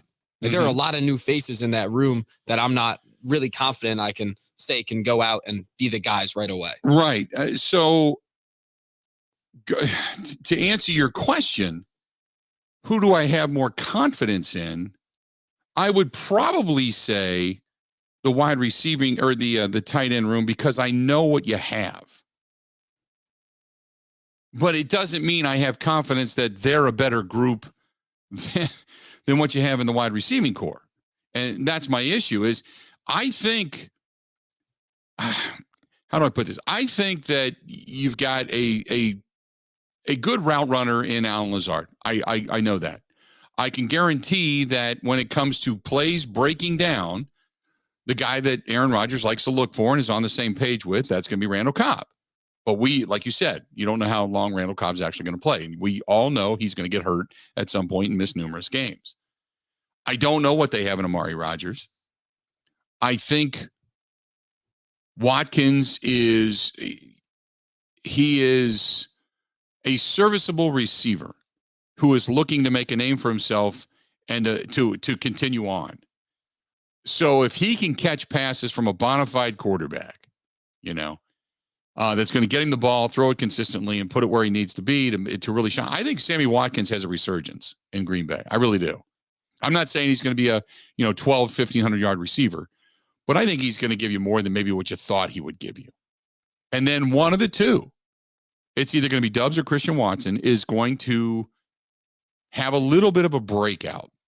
One of those two guys. Because it's not always the guy that you draft highest that ends up performing extremely well. It's sometimes it's just another guy catches onto the system better. So I know there's a lot of thought with Christian Watson, but already we've seen just Christian Watson comes in with the reputation for being a guy who drops the football. And as much as I want to think Christian Watson being your highest draft choice is going to be the man, he's not going to be if he drops the football. Aaron Rodgers will just simply not throw to him. So if there's anything walking through the door, I'm sitting Christian Watson down and I'm saying, do you want to play football? Yes. Do you want to make money? Yes. You drop the football, you won't make money. You can't do a damn thing in this league if you're not going to catch the football. That's the number one thing you have to concentrate on. And if you're going to continue to drop the football, Rodgers is not going to throw it to you. You're going to fade off into anonymity, take your money and go home because you're not going to be anything. You're never going to amount to anything. because he's not going to throw you the ball. So that's why I look more at Dubs than I do at Christian Watson. And I know people call me crazy for that, but I just do. He's got the propensity to drop the football. So I don't have a lot of confidence in that room yet because they haven't proven anything. But I don't think the confidence for moving the chains and advancing the football consistently is going to rest with the tight ends either. I know what you have in the tight ends, but it's not impressive. You know what I mean? It's I have more confidence in them because I know what they are, but it's not impressive. Not unless Tanyan comes back and he's Robert Tanyan again. I mean, he's able to go out and get a ball. He's got his speed. He's got his leaping ability. He's got the ability to split the seam downfield consistently for Aaron Rodgers. Unless he comes back and he's that guy, I still have the most confidence into what I know regarding the tight ends. But when it comes to the ability to move the football, I don't have a lot of confidence in either room. Does that make sense? Yeah, I mean, I guess it kind of speaks to not the direness, but how big a question mark it is there. Right. One thing Nelson brought up is the tight end room, I guess, going into this year. Did it get better, or is it getting better, or has it just plateaued and stayed the same? My argument was it's probably getting better if Tanyan comes back healthy, but we know how the Packers usually deal with those injuries. And then we said back to him, like, but then the wide receiver room, I would say that's definitely gotten worse. So I don't know. It's interesting. Right. I think at the end of the day, it all goes back to who does Aaron Rodgers trust with the football? Because that's what the numbers will show. Yeah. No, I agree with. That, yeah, that's probably more right than anything. 877-867-1670. Let's go to Tim listening to us in Sparta. Tim, how you doing on today, man? What's up? Oh, it's a beautiful day out here in the rain, isn't it? Oh, it is. Hey, we need it. Farmers need it. We're good to go. Absolutely. My garden that I planted last night is loving it. Anyway, the first question I have that I need to get in here is, when are you coming over to La Crosse for a cigar dinner? Hopefully I'm not going to have another relative die on me and I'm going to be able to go this year. I will. You know what? I got to find out the exact date. We're going to be at Celebrations, and I don't know the exact date coming up, but I will certainly let you know here before we get off the air. Excellent. Because, like I said, I missed last year's. I very much would like to come and see you in person. Yeah, we will. The next statement I have is I think that as far as across the league is concerned, our tight end room is as average as everybody else except for Kelsey, Waller, and San Francisco. I think our tight ends are going to match up with anybody else's out there. If Tanyan comes back, I think we're in the top probably 6 or 7 tight end rooms in the league. And as far as wide receivers are concerned, obviously you can't replace somebody like Adams. But from what I hear of Dobbs, and my buddy sent me film on him from college, the guy catches everything and he runs pretty good routes. Mm-hmm. If he gets a little crisper, I think he's really going to shock people. Watching the film on him, he doesn't have what I call convention speed, but what he's got is he's got game speed.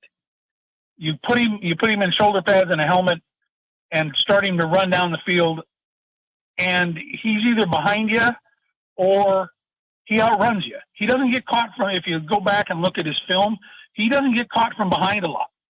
So he's got game speed, and he's got great hands. So I think he's the guy that's really going to shine. My other friend says that Watson, whereas he's got all the speed and quickness and everything else in the world, unless they can get his hands to where they need to be, mm-hmm.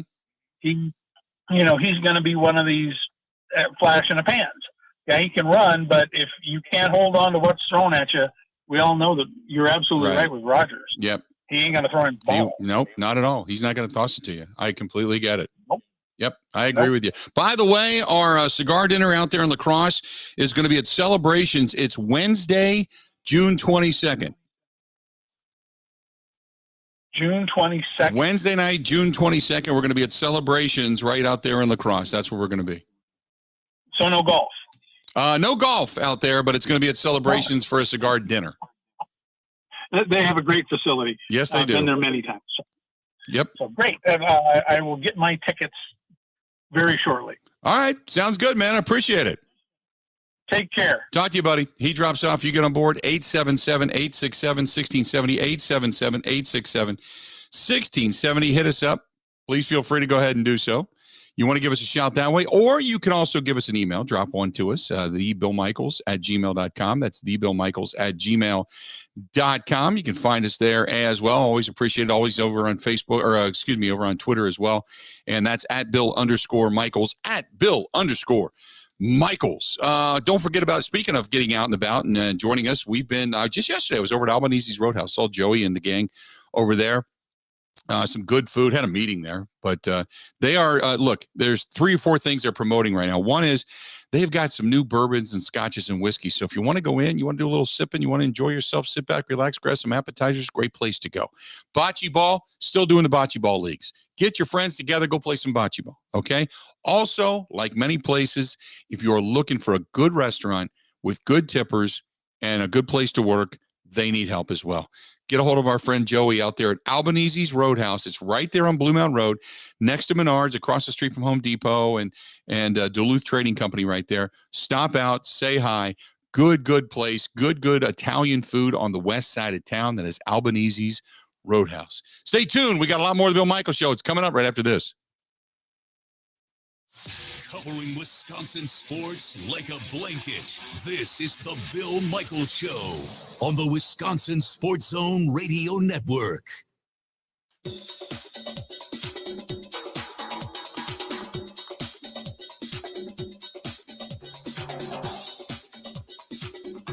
Bill Michaels will resume in 5 minutes.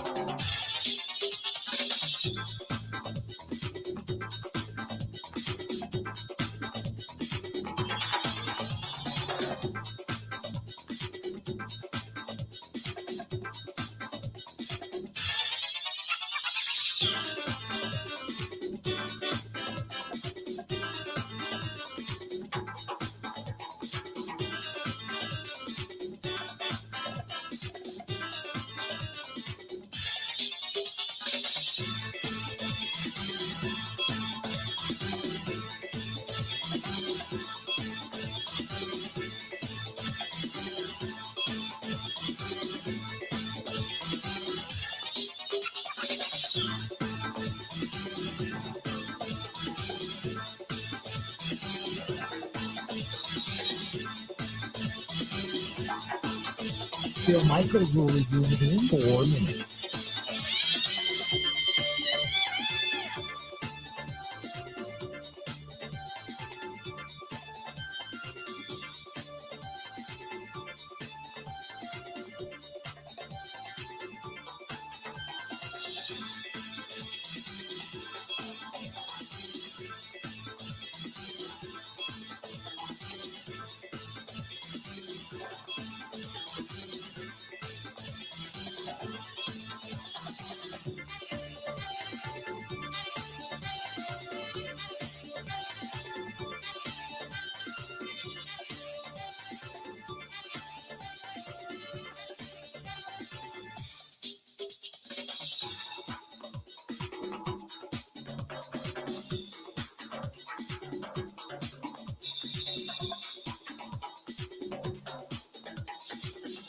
Bill Michaels will resume in 3 minutes.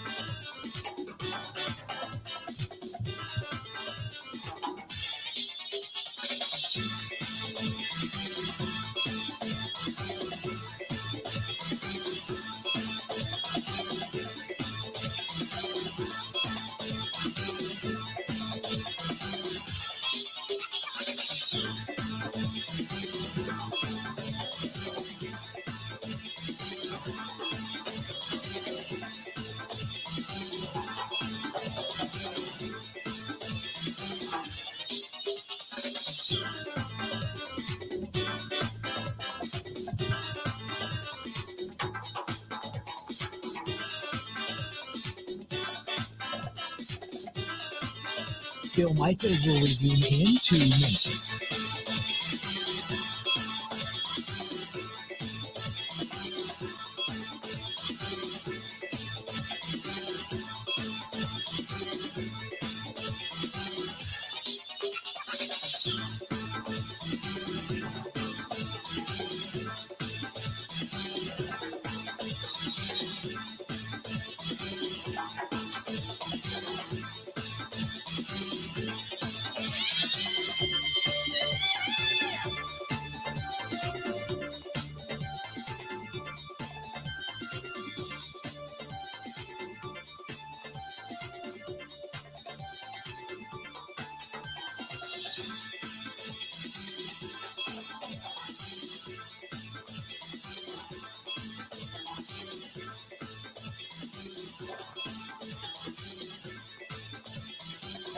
Bill Michaels will resume in 1 minute.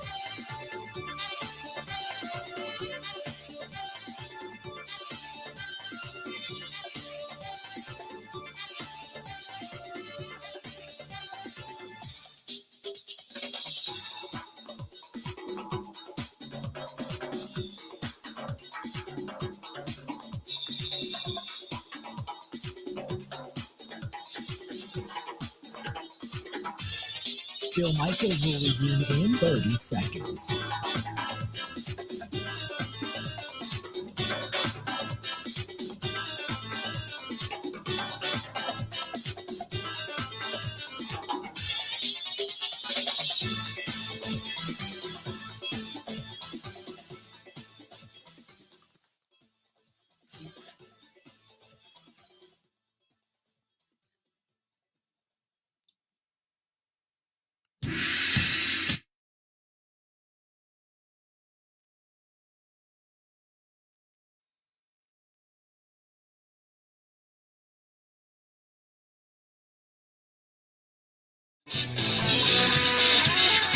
Welcome back. Got some legal news regarding the NFL coming up here in just a moment.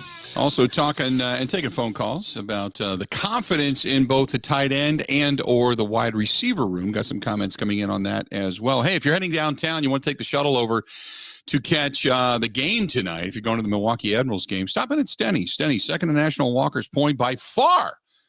Milwaukee's best sports bar, and they run shuttles to all the games and such. So check out our friends at Stenny's. Tell them I told you to stop in, say howdy. Good people over there. But again, that's Stenny's, second to National Walker's Point. Tell them we said hi. So I'll get into the breaking news here in just a second. But getting back to the business at hand, we were talking about the wide receiver room versus the tight end room and your level of confidence. Well, excuse me. Ryan says the wide receiver room easily, as that has much more explosive talent, and the tight ends are old. Lewis is, Tanyan's hurt, and he said no known prospects. So the confidence, again, I think both are relatively unknown. I got confidence because I know what both rooms bring you. But which confident level do I have? I agree. I think there's probably more upside, explosive talent, capable, potential, if you will, in the wide receiving room. That I agree with. But as far as the confidence level goes, I'm probably a little more confident in the tight end room, only for the fact that I know what you have. And as far as being able to consistently move the sticks out of the wide receiving room. That's all. That's all I'm saying. But I get where you're coming from. Absolutely. 877-867-1670. 877-867-1670. Hit us up. Let's go back to the phone calls. Let's go to Paul. Paul, welcome to the program, The Bill Michaels Show. What's going on, man?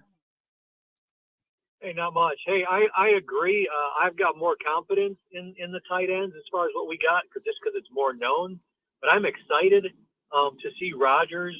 Actually, I'd rather have the Packers have 3 or 4 good wide receivers than one great wide receiver. I just think he relied on Adams too much in crunch time, and I think he forced the ball to him more often, and I think the defense even realized that. And I'd like to see some good young wide receivers, and I'd like to see him spread the ball around. Mm-hmm. And this new kid, Christian Watson, I mean, he's got size and he's got speed, and those are things you can't teach. Right. That is, I'm excited to see. He can become better as a pass catcher, you know, and also you can learn to run routes. But the size and speed that he got excites me. And as far as the drops and stuff, I think didn't both James Jones and Jordy Nelson kind of have drop issues, and even MVS? No, Jordy Nelson never did. early James Jones did, but Jordy Nelson never did. Jordy Nelson was probably one of the most sure-handed receivers ever come into the team. Okay, but MVS had drop issues too, and it seemed like Rodgers started to trust him. So hopefully he'll give Watson time if he does drop a few. Keep coming back to him till he gets better. But he certainly has the physical skills and tools. Mm-hmm. I'm looking forward to seeing him on there. Yep. No, I would agree with that. Appreciate the phone call, man. He's right. There's physical tools there. There's no doubt about that. No doubt.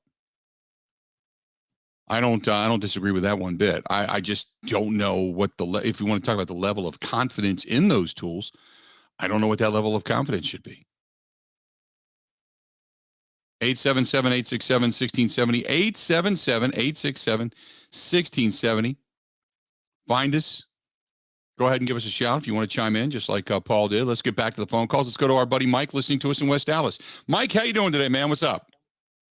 I'm doing good. How you doing, Bill? Doing well. What you thinking? Yeah, so I would take the wide receiver room. I agree with that emailer. I just think there's a lot more potential in that room.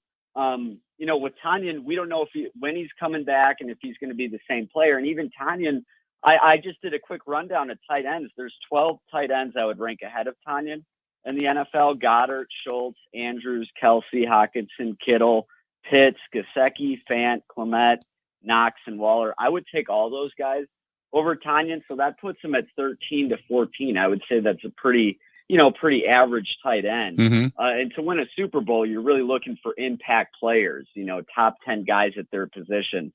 In terms of the wide receiver room, Cobb, Lazard, and Watkins, I think we know what those guys are. They're solid 3s and 4s. Lazard, a lot of his catches are his big plays are him just being schemed open by Matt LaFleur versus him, necessarily just beating his guy. But Dubs, Watson, and Amari Rodgers, we don't know what those guys are. Each one of those guys could be an impact player. Right. Watson has all the talent in the world. Dubs is great off of the line of scrimmage, has a great release. And Amari Rodgers, there's been some good publicity about him in camp so far. They're saying that he's lost some weight. He looks faster. He looks a lot more explosive. I mean, we forget he was a great college wide receiver.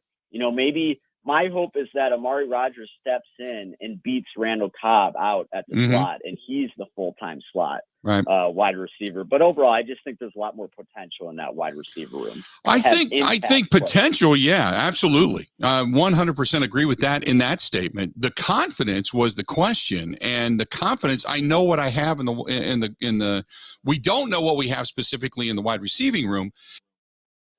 But we do know what we have in the tight end room. So as far as confidence goes, that's one thing. Potential, hands down, I completely agree with you.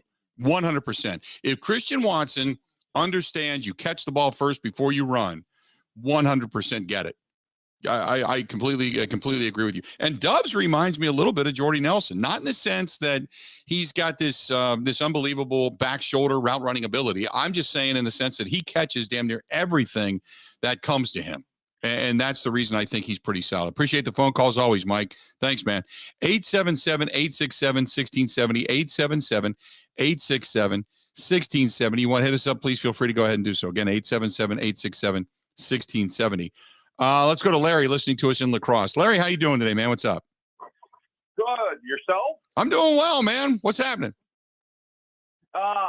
Just a comment on the tight end wide receivers. The tight end, obviously there's definitely that old buddy of mine seen Bob Cunningham on the golf course, and he said that he's coming along really well, and he's really great. So I think Sky could be the limit. He's obviously only on a 1-year deal, so definitely wants to make his name and try to get a big contract. But my question for you in the wide receiver room, is there any possibility of what your thoughts are on bringing in a Julio Jones or Will Fuller, and maybe not even for a production standpoint, but to get that veteran locker room in the wide receivers room, because I mean, we do have Randall Cobb and Lazard, and that's good. But with bringing in all these rookies, do you think there's a possibility we still bring in a wide receiver or even maybe two? I think they bring another one in. I've said that all along. I think that there's going to be somebody out there by the time we get to the training, training camp or into it, that they're going to grab. They may even grab somebody once we get into the season, but I still think there's going to be another addition. I mean, unless Christian Watson and Dubs just completely blow us away as this unbelievable duo that suddenly is coming into the Green Bay Packers organization, I still think they're going to go out and get somebody else to just have another, even if it's another Sammy Watkins type level of player, just another veteran to say they've got them there. You know what I mean? Who would you want? Who would your pick be? There's nobody out there right now that I would look at specifically. I mean, if OBJ is capable of coming back mid-season, I'd consider him. I don't know what Julio Jones brings to the table. I know people talk about him because of his name, but he got cut from Tennessee and didn't do anything. He looked like he lost his speed. Injuries have taken their toll. Other than just being a body on the field, I don't know why you would want him. You know what I mean? Well, is there something to be said about how great Devontae Adams was as a locker room presence and going over the route running and how to act a certain way? And like I said, you do have Randall Cobb, and there's still veteran leaders, but I believe the Packers were voted the 8th youngest team. But in that wide receiver room specifically, bringing in a guy like maybe I believe Emmanuel Sanders is still out there. I could be wrong on that, but just a locker room presence guy that is going to bring the right work ethic and show the young guys like we've always had right through all the receivers with Donald Driver, Jordy Nelson, and Devontae Adams, just to bring these rookies along. Right. I agree with that, and that's why you probably have Randall Cobb there. Because not so much Sammy Watkins, but Randall Cobb is the guy that really, he got taken under the wing by a guy like he had Jennings and he had Nelson and he had James Jones. And he had those guys that were, and Donald Driver specifically, to teach him, this is how you study, this is what you need to do. And you're hoping that he's the guy that passes that along, because he's probably the closest of anybody in that locker room to Aaron Rodgers to say, this is what Aaron likes, so this is how we study.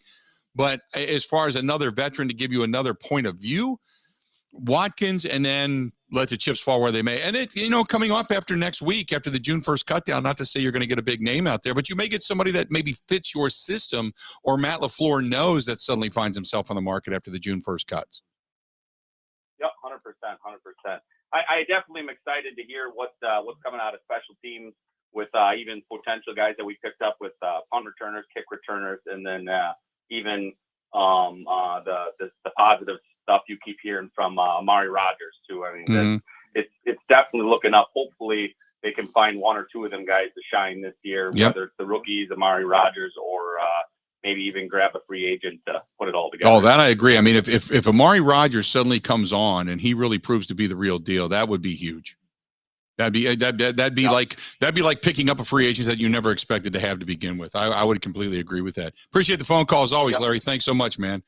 There's Juwan Winfrey and Malik Taylor, as Dave says, could give us something. Malik Taylor's got a ton of speed. If he could ever just be that guy and at least give you a threat, that's what I'm saying. It may not be one guy. It may be, you're probably talking about pass catchers by committee at this point, right? My assumption. Pass catchers by committee. 877-867-1670, 877-867-1670. Uh-oh! What do we got, Ben? A friend of Larry from La Crosse, caller to the Bill Michaels Show, has seen Robert Tonyan on the golf course, and he seems to be in good shape. Well, if he's playing golf, he has controlled chaos and torque on that knee. Right?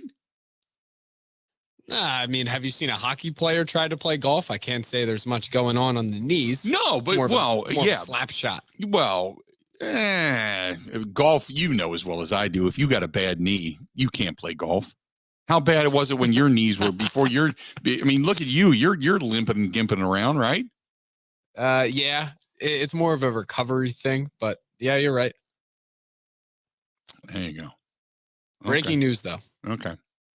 Speaking of breaking news, we're going to talk a little NFL when we come back. So got a little breaking news coming out of the NFL, and this could be good for us, but bad for the NFL. I'm going to tell you about it when we return. Stay tuned. We got one more segment of the Bill Michaels Show. This portion brought to you by our friends over there at Curly's Waterfront Pub and Grill, also on Pewaukee Lake. You stop into Curly's, you go around the corner, go to Sunset Bar and Grill, you do the pub crawl all the way around the lake. That's not a bad way to go right there. Down by Smokey's Bait Shop. That's Curly's Waterfront Pub and Grill, and the deck outlying right there that overlooks the lake. You can sit back, relax, and enjoy yourself. Watch some sports through the window. Get some good food. Watch your boats go by. What a great time to pass the day away. Stay tuned. More of the Bill Michaels Show coming up next.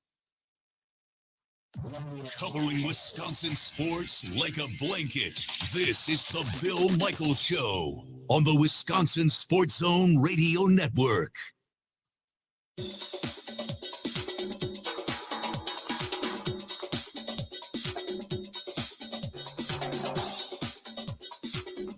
Bill Michaels will resume in 3 minutes.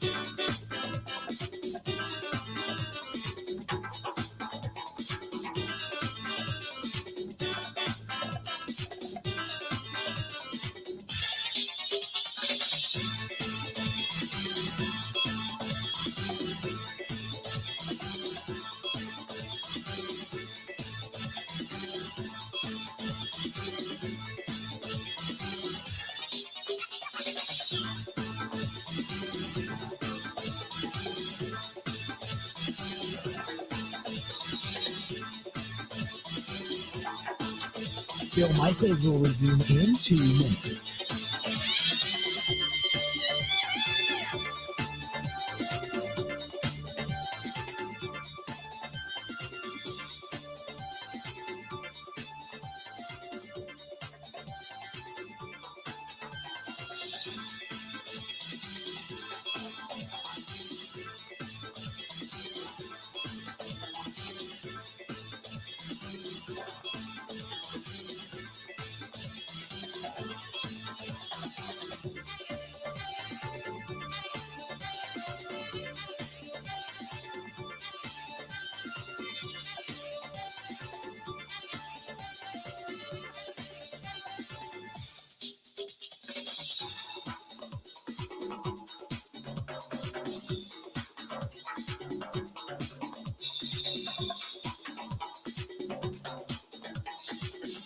Bill Michaels will resume in 1 minute.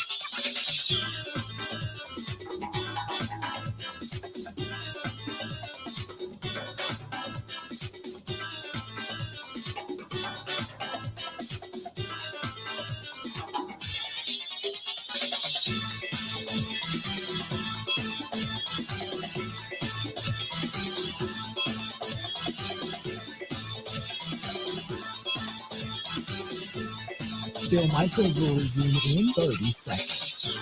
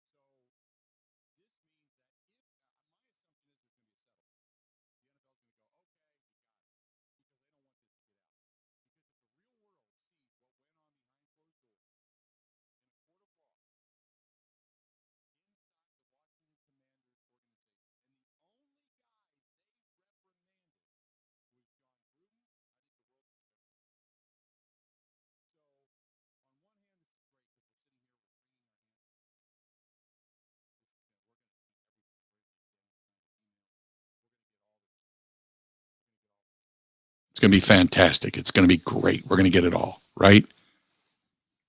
But on the other hand, the NFL is probably saying, well, you know what? We don't want to let this stuff get out. So my question would then be, why don't we just settle with John Gruden, get him out of the way, and that way we don't have to release anything and everything's dead. But the courts today said John Gruden's lawsuit can proceed. So now we'll see. But I think that I would assume there's going to be a settlement coming at some point. So there you go. Coming up later today, you got the Brewers. Brewers are in San Diego. Ashby goes to the hill against Darvish. Ashby looking for his first win of the season. 3.49 ERA, not bad, but not a win to show for it. And then Darvish 4-1 with a 3.91 ERA. And has pitched pretty well and gotten out of some jams. So we'll see if the Brewers are able to get 2 out of 3 against the Padres before escaping today. By the way, the bullpen catcher, Nestor Corredor, he's celebrating his 38th birthday today. I miss the days of our good buddy Marcus Hanel out there in the bullpen. Just saying. The Brewers, though, continuing the 11-game, 10-day road, the 11-game, 10-day road trip in San Diego before they head to St. Louis and then to Chicago. And we'll have it all for you. So enjoy the game this afternoon.